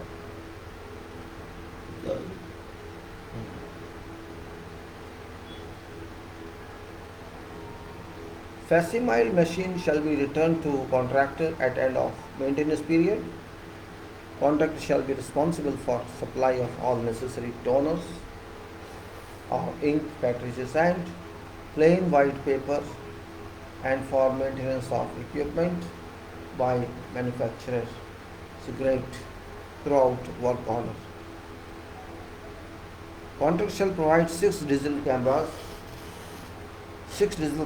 and 1 digital video camera for exclusive use of engineer or is designated representative and supply software, batteries, cables and USB flash drives or external hard drives as required. A digital camera shall have a minimum specification of 35 to 105 zoom.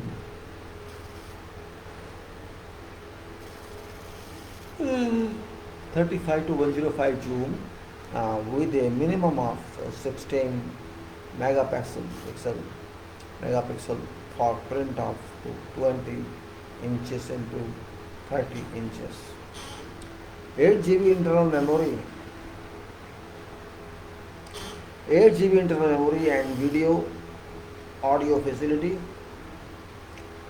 Camera shall be returned to contractor at end of contract period.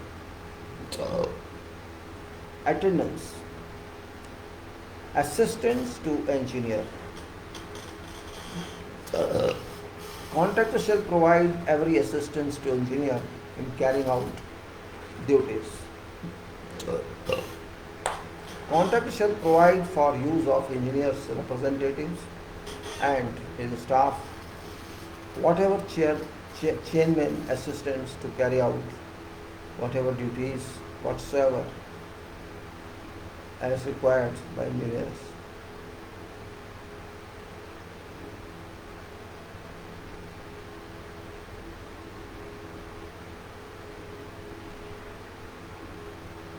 Then you can say contract administration. Contractor shall provide secretaries and cleaner, T persons for executive use of engineer for duration of contract.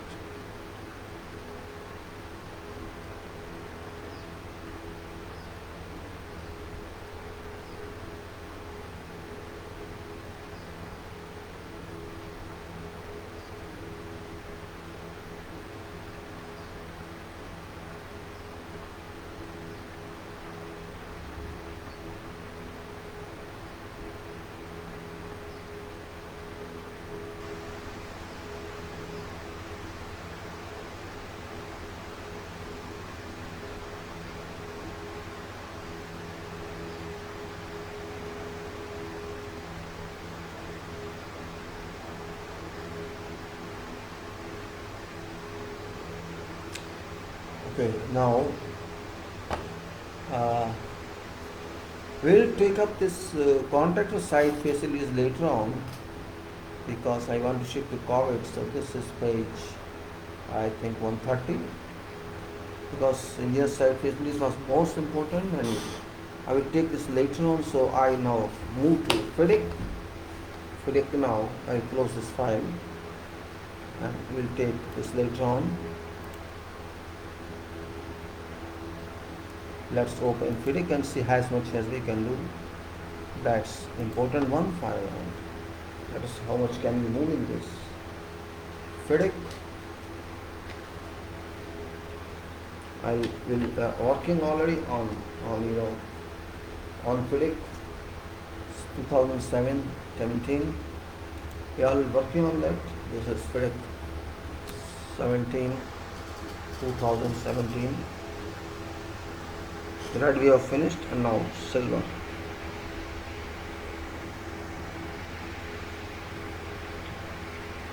This file is available on video text. You can see there. I'll see where we were yesterday on this file. Let us see where can we go.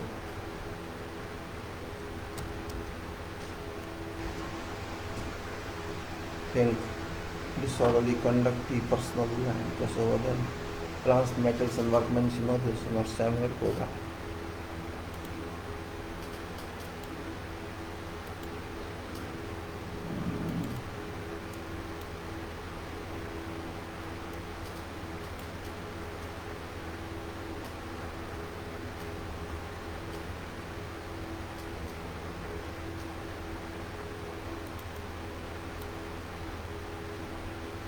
Yes, we had done performance security, I think. General obligation, performance security we had done.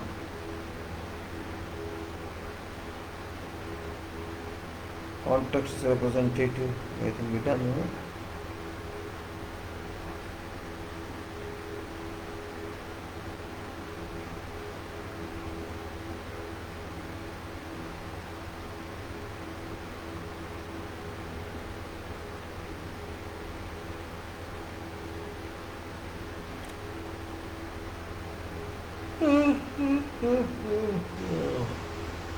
So let us go to contractors representative. We had gone through that. Subcontractors.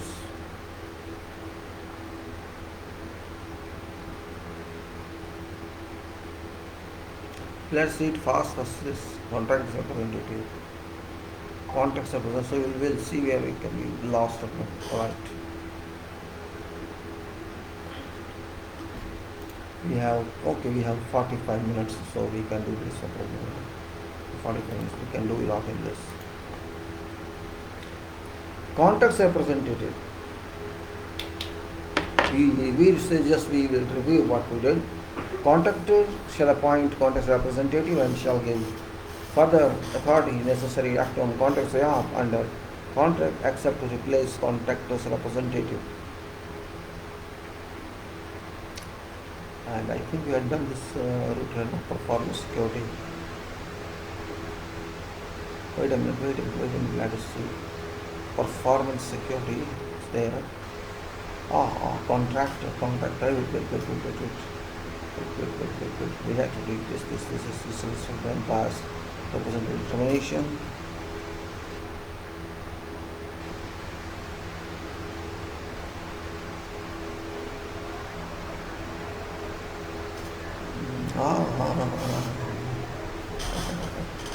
I see. I was just running from it so long to run like that. Employer. Yes, employer. We studied employer. We assisted assistants. We studied employers, personal and other contractors. Employers' financial arrangement. We studied side data and items of references. We studied that. And we also studied employers' supplied material and employers' equipment. Employers' administration, employers' representative, or other employees' personal, delegated persons, then instructions, then agreement or determination.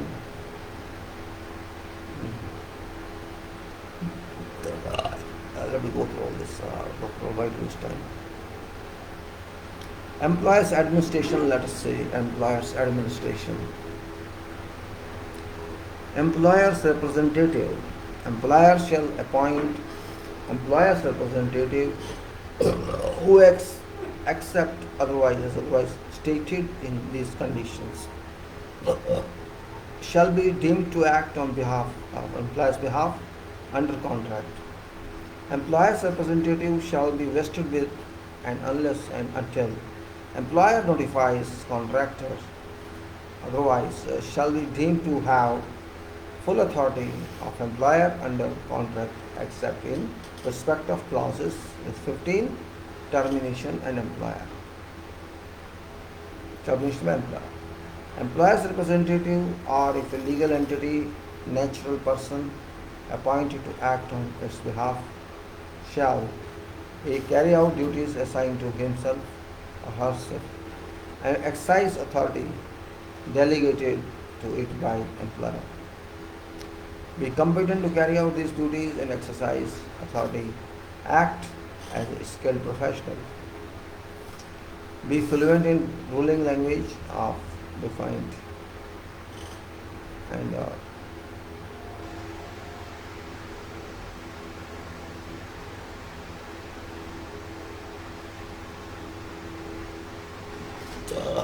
we can really see how it is working. There's some FIDIC also regarding.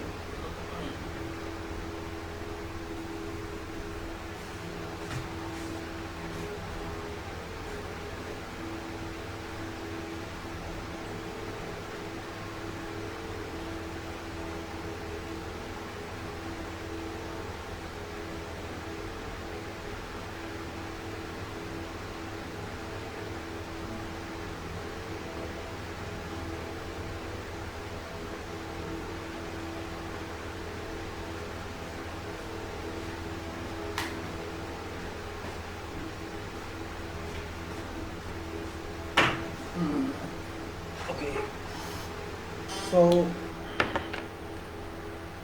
let us see again what I was saying. Carry out duties assigned to him or her and exercise duty delegated to himself by employer herself. Be competent to carry out these duties and exercise authority, act as a skilled professional, be fluent in ruling language defined in subclause 1.4 law and language. Where employer's representative is a legal entity, employer representative shall give a notice to parties of natural person for any replacement appointed and authorized to act on this behalf. Authority shall not take effect until notice has been received by both parties. So employer's representative shall similarly give a notice of revocation of such authority. If employer wishes to replace any person appointed by employer's representative, employer shall not less than 14 days before intended date of replacement give a notice to contractor on replacement name, address, duties and authority and of date of appointment. Then employer shall not replace employer's representative with a person where legal entity or a natural person against whom contractor has raised reasonable objections by a notice under this. So we have gone through this.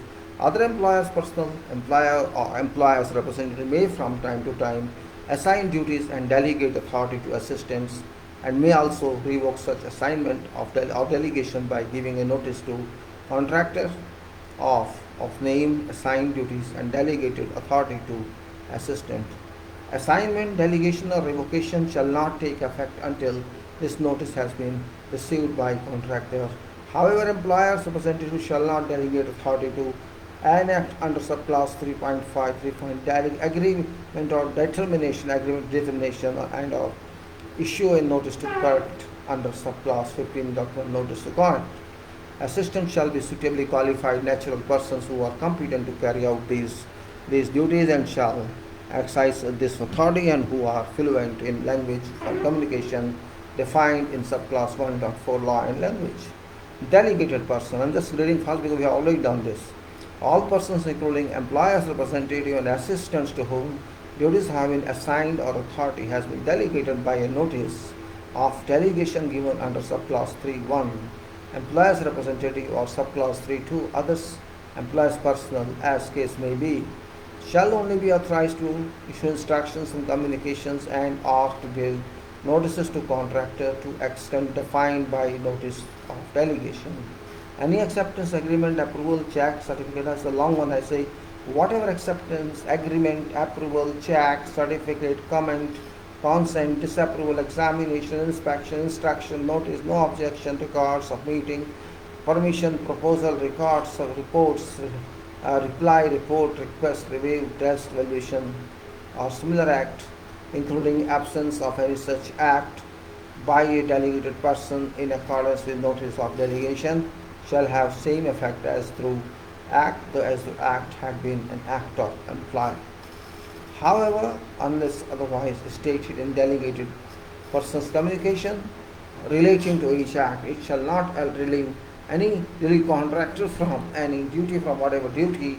It shall not relieve contractor from any duty, obligation, or responsibility of contractor has under in connection with contract. And if contractor questions whatever instruction, communication, or notice given by a designated person, contractor may give a notice or refer matter to employer. Employer shall be deemed to have confirmed such instruction, communication, or notice if employer does not respond within 7 days after receiving contractor's notice, reversing or varying delegated person's instruction, communication, or notice. Then 3.4 instruction. Because we had all studies and doing fast, employer may through employer's representative or an assistant as stated below issue to contractor whatever time instructions which may be necessary for execution of works, all in accordance with contract. Each instruction shall state obligations to which it relates and subclause or other form or term of contract in which objections are specified. Contractor shall only take instruction from employer's representative or an assistant to whom appropriate authority to give instruction has been delegated by a notice given under subclause 3.2 other employer's personnel. Subject to following provisions of this subclause, a contractor shall comply with instructions given by employer's representative or delegated assistants on any order material related to contract. If an instruction states that it constitutes a variation, subclause 13.3.1, variation by instruction shall apply. If not so stated, and the contractor considers that instruction constitutes a variation or involves work with which or work will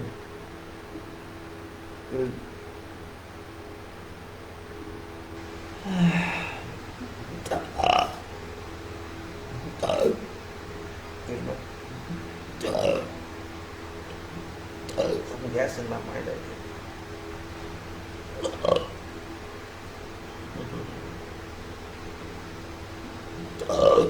Yes, in my mind. Okay. It doesn't comply with applicable laws and shall reduce safety of works or is technically impossible. Contractor shall immediately and before commencement of work related to instruction give notice to employer with reasons, and if employer does not respond within 7 days or such other time as may be agreed between parties after receiving this notice by giving a notice confirming, reversing, or varying instruction, employer shall be deemed to have revoked instruction. Otherwise, contractor shall comply with and be bound by terms of employer's response. Agreement or determination. Now we are studying this. This is 3.5. Agreement or determination. When carrying out duties under subclause, employer's representative shall not be deemed to act for employer. Whenever these conditions provide that employer's representative shall proceed under subclause to agree or determine any matter or claim, following procedures shall apply.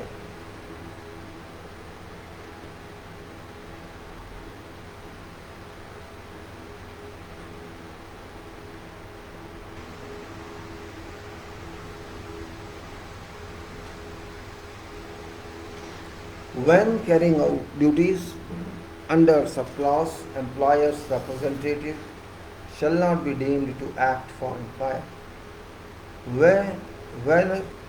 Whenever these conditions provide that employer's representative shall proceed under subclause to agree and determine whatever matter or claim following procedure shall apply.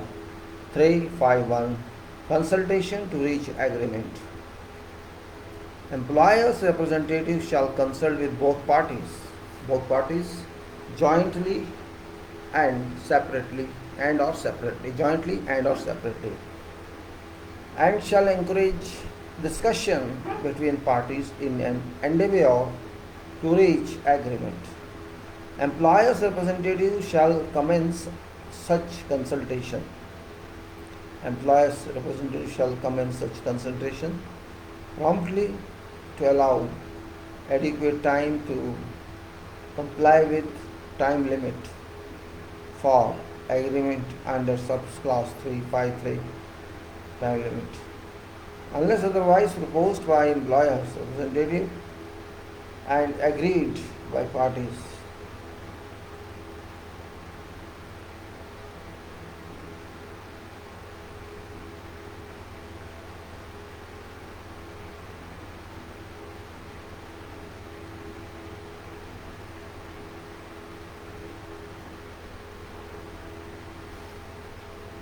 Okay, then we go. Unless otherwise proposed of employer representative agreed by both parties, employer representative shall provide both parties with a record of consultation. Unless otherwise, it says, unless otherwise proposed by employer's representative and agreed by parties, employer's representative shall provide both parties with a record of consultations.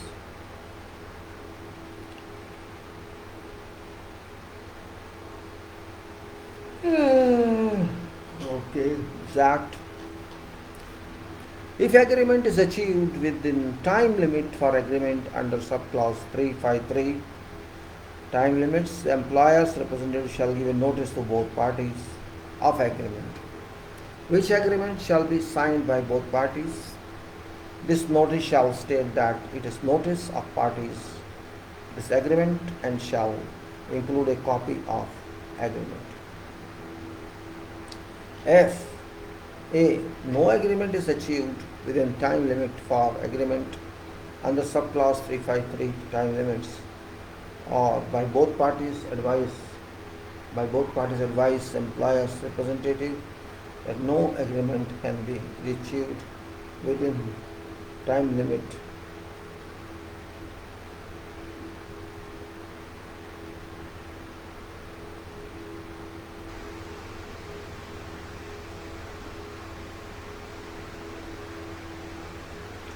No agreement is achieved within time limit for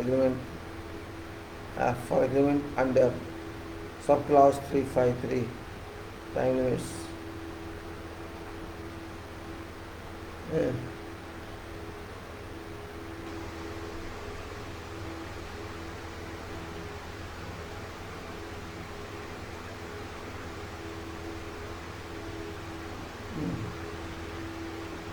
Yes, and no agreement is achieved within time limit for agreement under subclause 353 time limit, or both parties advise employer representative that no agreement can be achieved within this time limit.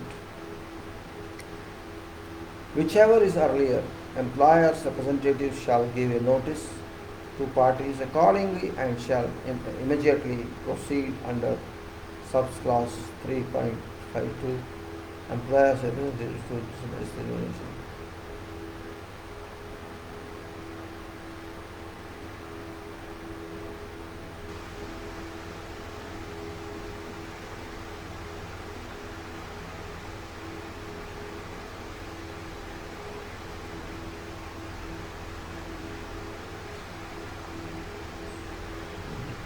Now, employer's representative determination. Employer's representative shall make a fair determination of matter or claim in accordance with contract, taking due regard of all relevant circumstances. Within time limit for determination, subclause 353 time limits, employer's representative shall give a notice to both parties of its determination. This notice shall state that it's a notice of employer's representative's determination and shall describe determination in detail with reasons and detailed supporting particulars. Time limit, that's 353. Employer's representative shall give notice of agreement. Employer's representative shall give notice of agreement if agreement is achieved within 40 days, 42 days, or within such other time limit as may be proposed by employer's representative and agreed by both parties. Time limit for agreement. In these conditions, after A, in case of matter to be agreed or determined, not a claim, date of commencement of time.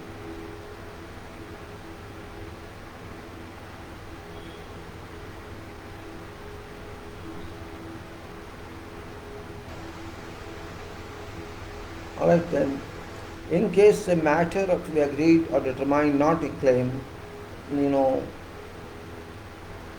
date of commencement of time limit for agreement as stated in applicable subclause of these conditions. B. In case of claim under subparagraph C of subclause 20.1, claims date employer's representative receives a notice under subclause 20.1 from claiming party. Or C. In case of a claim under subparagraph A or B of subclause 20.1, claims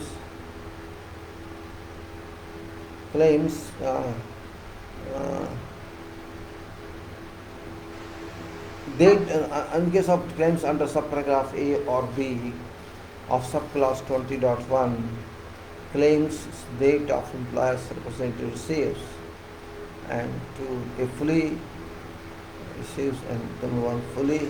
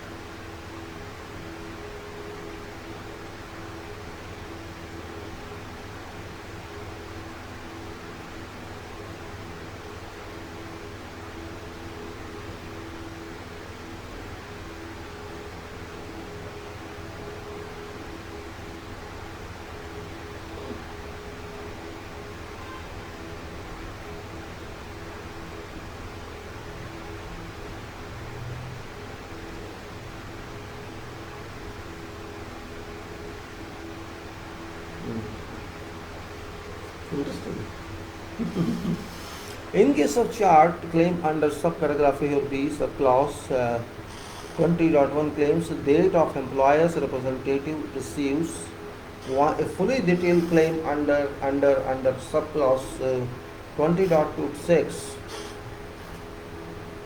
A fully detailed claim under subclause 20.2.4, fully detailed claim, or in case of a claim under subclause 20.2.6, claims of continuing effect, an interim or final fully detailed claim as case may be.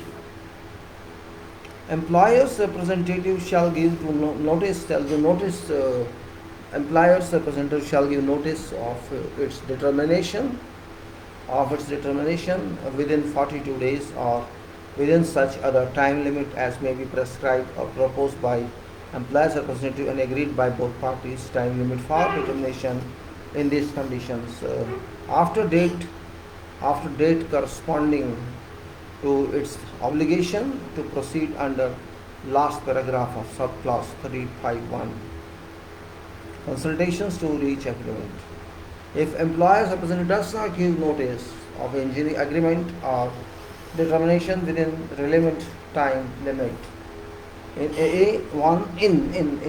this case, in case of a claim, employer's representative shall be deemed to have given a determination rejecting claim. And 2, In case of matter of agreed or determined matter shall be deemed to be a dispute which may be referred by either party to DAB for its decision under subclause 21.4, obtaining DAB's decision without need of NOD or notice of dissatisfaction, and subclause 353 dissatisfaction with employer's representatives' determination, and subparagraph A of subclause 21.4.1 reference of a dispute to DAB shall not apply. Now 354, let's say this was regarding, I read again 354, effect of agreement or determination. Effect of agreement or determination. Let us see where we stand in numbers. This ये लोग मानेंगे नहीं क्या क्या करूँगा पागल कर दिया लोगों ने. 341 is there, so not much time is left. I would say yes. Effect of determination or agreement or determination. Each agreement or determination shall be binding. I could sign off. Some time, 5 minutes. Each agreement or determination shall be binding on both parties unless and until corrected under subclause, or in case of determination, it is revised under clause 21 disputes and arbitration. If an agreement or determination concerns the payment of an amount from one party to other party, the contract shall include such an amount in next statement, and employer shall include such amount in next payment under subclause 14.7. Interim payment or 14.13 final payment, as case may be, follows that statement. If within 14 days after giving or receiving employer's representatives a notice of agreement or determination, whatever error of typographical, clerical, or anti-mathematical nature is found, and arithmetical, I'm sorry, sometimes reading is a problem for me. No, arithmetical nature is found by employer's representative, then he or it shall immediately advise parties accordingly. And B, by party, then that party shall give a notice to other employer's representative stating that it's given under subclause 3.5.4 and clearly identifying error. If employer's representative does not agree there was an error, it shall immediately advise parties accordingly. Employer's representative shall, within 7 days after finding error or after receiving a notice under subparagraph B,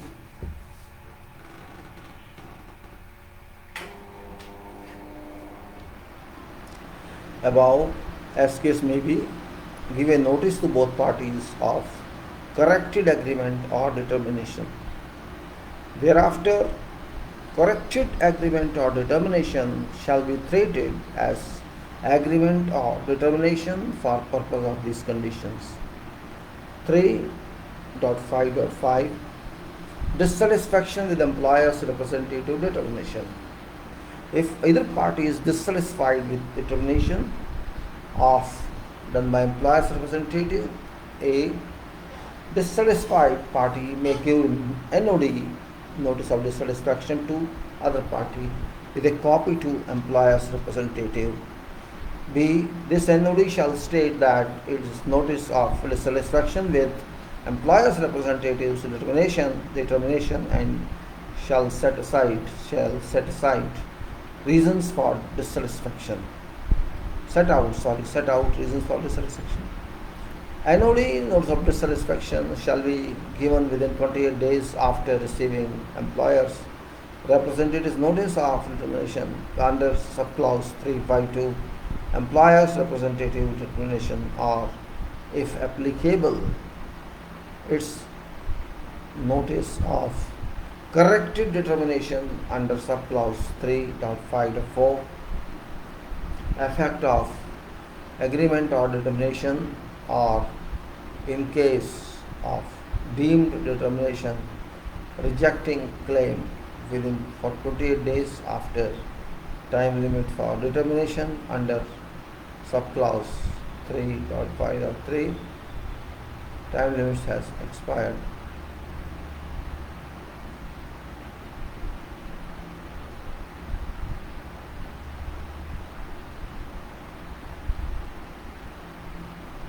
Then effect of agreement of determination, or in case of a deemed determination rejecting claim within 28 days after time limit or determination under subclause 353 time limits has expired, and D thereafter either party may proceed under subclause 21.4 obtaining D DAP's decision. If no NOD is given by either party within period of 28 days stated in subparagraph C above, the determination of employer's representative shall be deemed to have been accepted by both parties and be final and binding on them. If dissatisfied party is dissatisfied, if with only parts of employer's representative determination, one, these parts shall be clearly identified in NOD, and two, these parts and any other parts of determination that are affected by such parts or rely on such parts for completeness shall be deemed to be severable from remainder of determination, and three, remainder of determination shall become final and binding on both parties as if NOD had not been given. Now, in event that a party fails to comply with an agreement of parties under this subclause 3.5 or a final and binding determination of employer's representative, other party may, without prejudice to whatever other rights it may have, refer failure itself directly to arbitration under subclause 21.6 arbitration, in which case first and third paragraphs of subclause 21.7 failure to comply with DAP's decision shall apply to such reference in same manner as these paragraphs apply to a final and binding decision of DAP.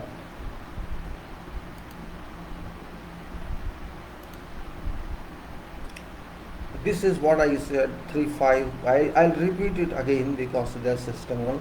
I'll go to meetings plus 3.6, so that end of employer statement, the employer's present meetings. Now what meetings are? Either party may require other party to attend a management meeting. Either party may require other party to attend a management meeting to discuss arrangements of future work and or other matters in connection with execution of works.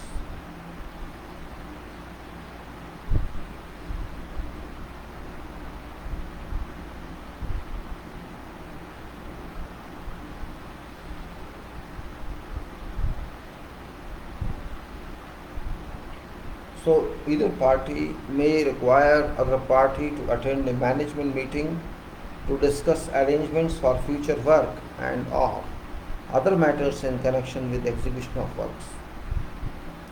Employers, other contractors, personal or legally constituted public authorities and or private utility companies and or subcontractors may attend whatever such meeting if requested by either party.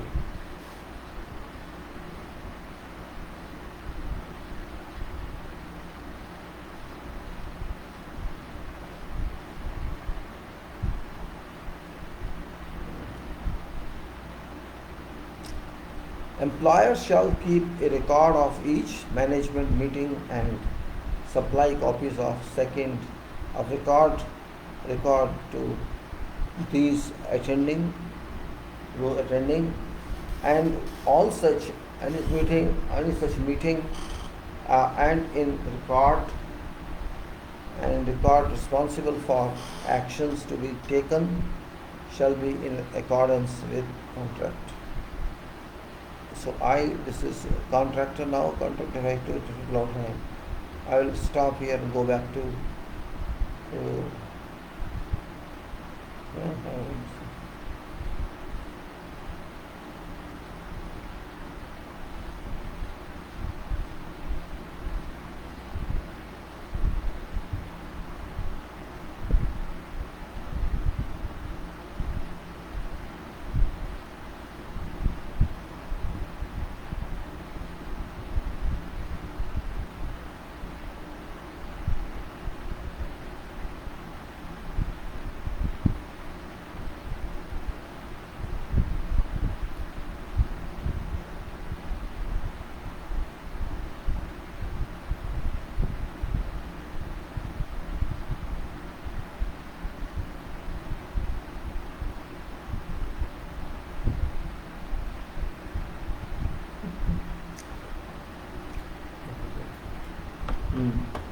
so let me say hold on something on the line mouse slapped or I say this point.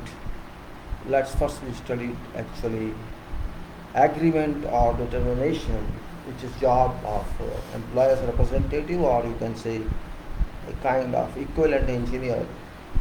This agreement or determinations are very important points.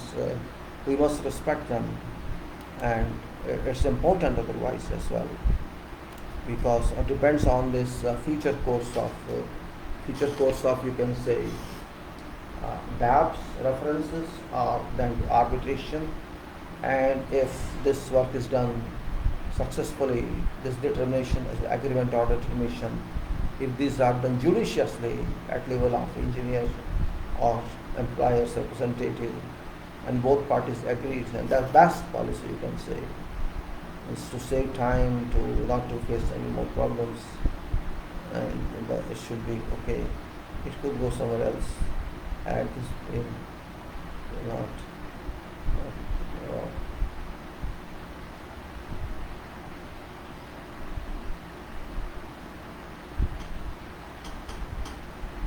So we just studied that very important. Again I say, when carrying out its duties under subclause, so that is 3.5, employer's representative shall not be deemed to act for employer. That's main point. Here this person must be impartial towards both. He should be neither man nor the person of employer, not person of contractor, and third party like situation as far as this dispute is concerned, or this agreement or dispute. So we have to decide what's right or what's wrong. That is engineer, or you can say employer's representative ER. So it's concerned. Whenever these conclusions, whenever these conditions provide that employer's representative shall proceed under this subclause to agree or determine whatever matter or claim, following procedures shall apply. 351's consultation to reach agreement. Consultation to reach agreement.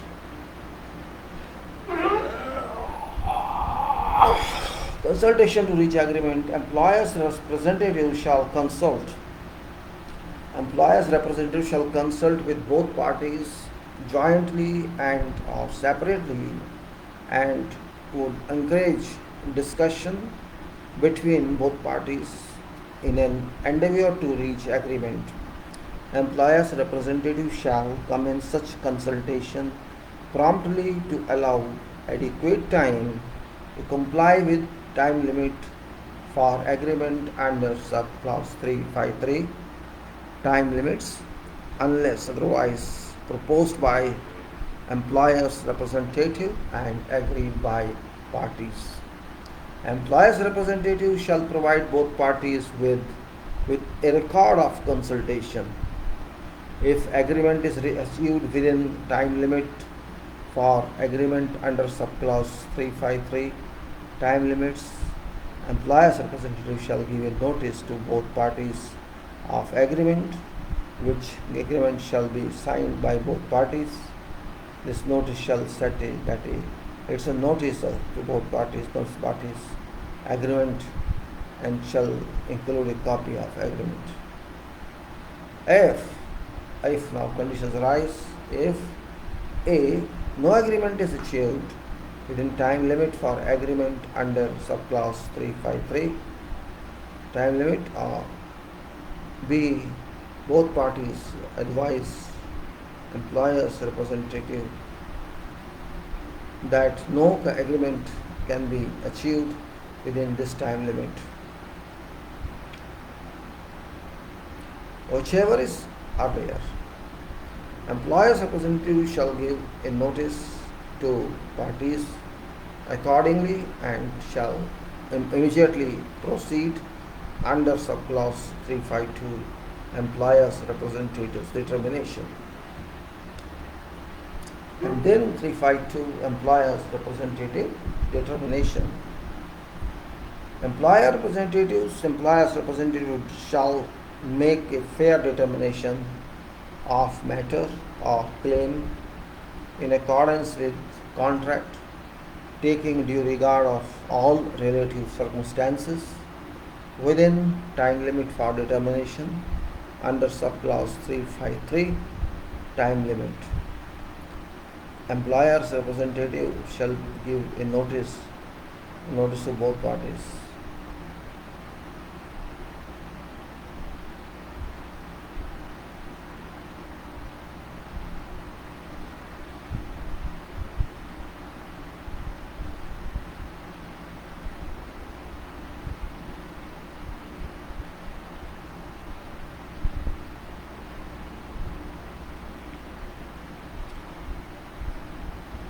Within time limit determination under subclause 353, employer's representative shall give a notice to both parties of its determination. This notice shall state that it's notice of the employer's representative's determination, and shall describe determination in details with reasons and details supporting particulars.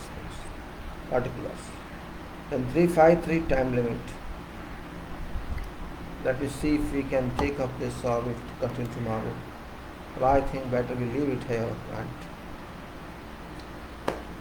Well, we actually are talking very important, very important, significant, you can say, clause, and that is about in employer's representative's power. Employer's representative power on project, on EPC, that's silver. Because it is EPC, it's not an ordinary contract. First of all, employer's representative is having added advantage that that person is a designer here, and that person is engineer here, and that person is constructor here. I mean to say, also that person is acting on behalf of employer for all acts except agreement and determination, which is not related to independent work engineer is supposed to do, or employer's representative is supposed to do. In that part of job where disputes are linked to, related to, this employer's representative has no role to deal with employer in capacity as owner, but as a party. This employer representative has to deal with employer and contractor both in capacity as two parties, and employer is independent of them. In this triangle, employer has nothing to do with employer. Employer's representative has nothing to do with employer as contractor. This authority has to decide what is justified between these two people, and that is, you can say, a different role here. Not a dependent role on employer who's paying, but a role which is professional one. There may be agreement or no agreement, that's different, but employer's representative has an absolute right to determine, though it may not be agreed, it may be served later on the notice of dissatisfaction. It doesn't make a difference as far as at least work is done. His own agreement, his own order may be agreed, may not be agreed, or even may be discarded by DAB later on. But no one can say that employees representative failed to release that order, or could not convince based on consultations with both parties. Means he proved yielding, proved unuseful. That's where a performance works. Means you are represented here, you must know what are the facts on that. Who's right, who's not right. You know well, you know complete case history, you know complete case, you know facts, then it's your first person here to decide what is the result of that dispute. And it doesn't matter whether or not employer is happy or contractors are happy or not happy, it doesn't matter. What do you say, that's most important. And don't try to suspend this decision. Try to do this, make this, that's in interest of your position, because you can do that. That's the main point here. After that you can follow. I'll take up all this issue again because they are very critical one. I just left now because time is more. I just want to explain what position on this, we can say what position we have as employers representative on site. We will see that. It's complete 3, 4, 5. We'll take it later on before we enter the contractors doing. So this is very important point actually, because if you don't take any decision, you don't take any agreement, or you don't take any determination, you won't be called a professional, because it's your field, and you have to justify, you have to speak clearly, means why you are giving this. And if your position is clear that I am giving this because these are reasons and there's no doubt in that, or if there is a doubt, I consider this because of that, a contractual requirement. So you can say that in that explanation. Even after that, if these people do not agree, it doesn't matter. You understand so that statement, that your speaking details, speaking elaboration would help that understand what is in your mind, because you are professional. Those people shall also be professional. They are not laymen.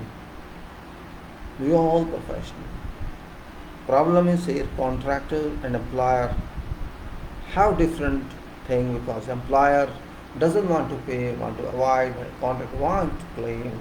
Contractor makes claim, employer doesn't want to pay, so disputes arise. Otherwise, there should be no room to disputes. But when you are making this decision, you are determining and raising your notice to employers, to contractor. Let employer be unhappy, it doesn't matter. As far as you are right, you are professional, if you have done your job. Either you have to reject or accept, but you have to decide. That is called determination based on logical truth and facts, because it's not necessary that facts are followed on the sides, such low profile sides. These facts.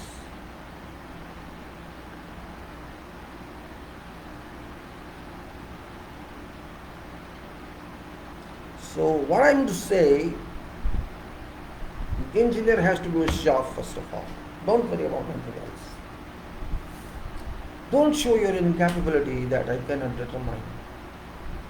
I can determine, because I know. Why should I back down? Or why should I avoid taking decisions because this party is not happy or that party is not happy? Let them not be happy. I am happy. Let them know that I have tried to explain to this party, I have tried to explain this party, I exchange views with this party, I exchange views with this party. These parties are rigid, they don't want to change their conduct, but I have my own conduct. I will determine this right or wrong. Let them accept, let them not accept.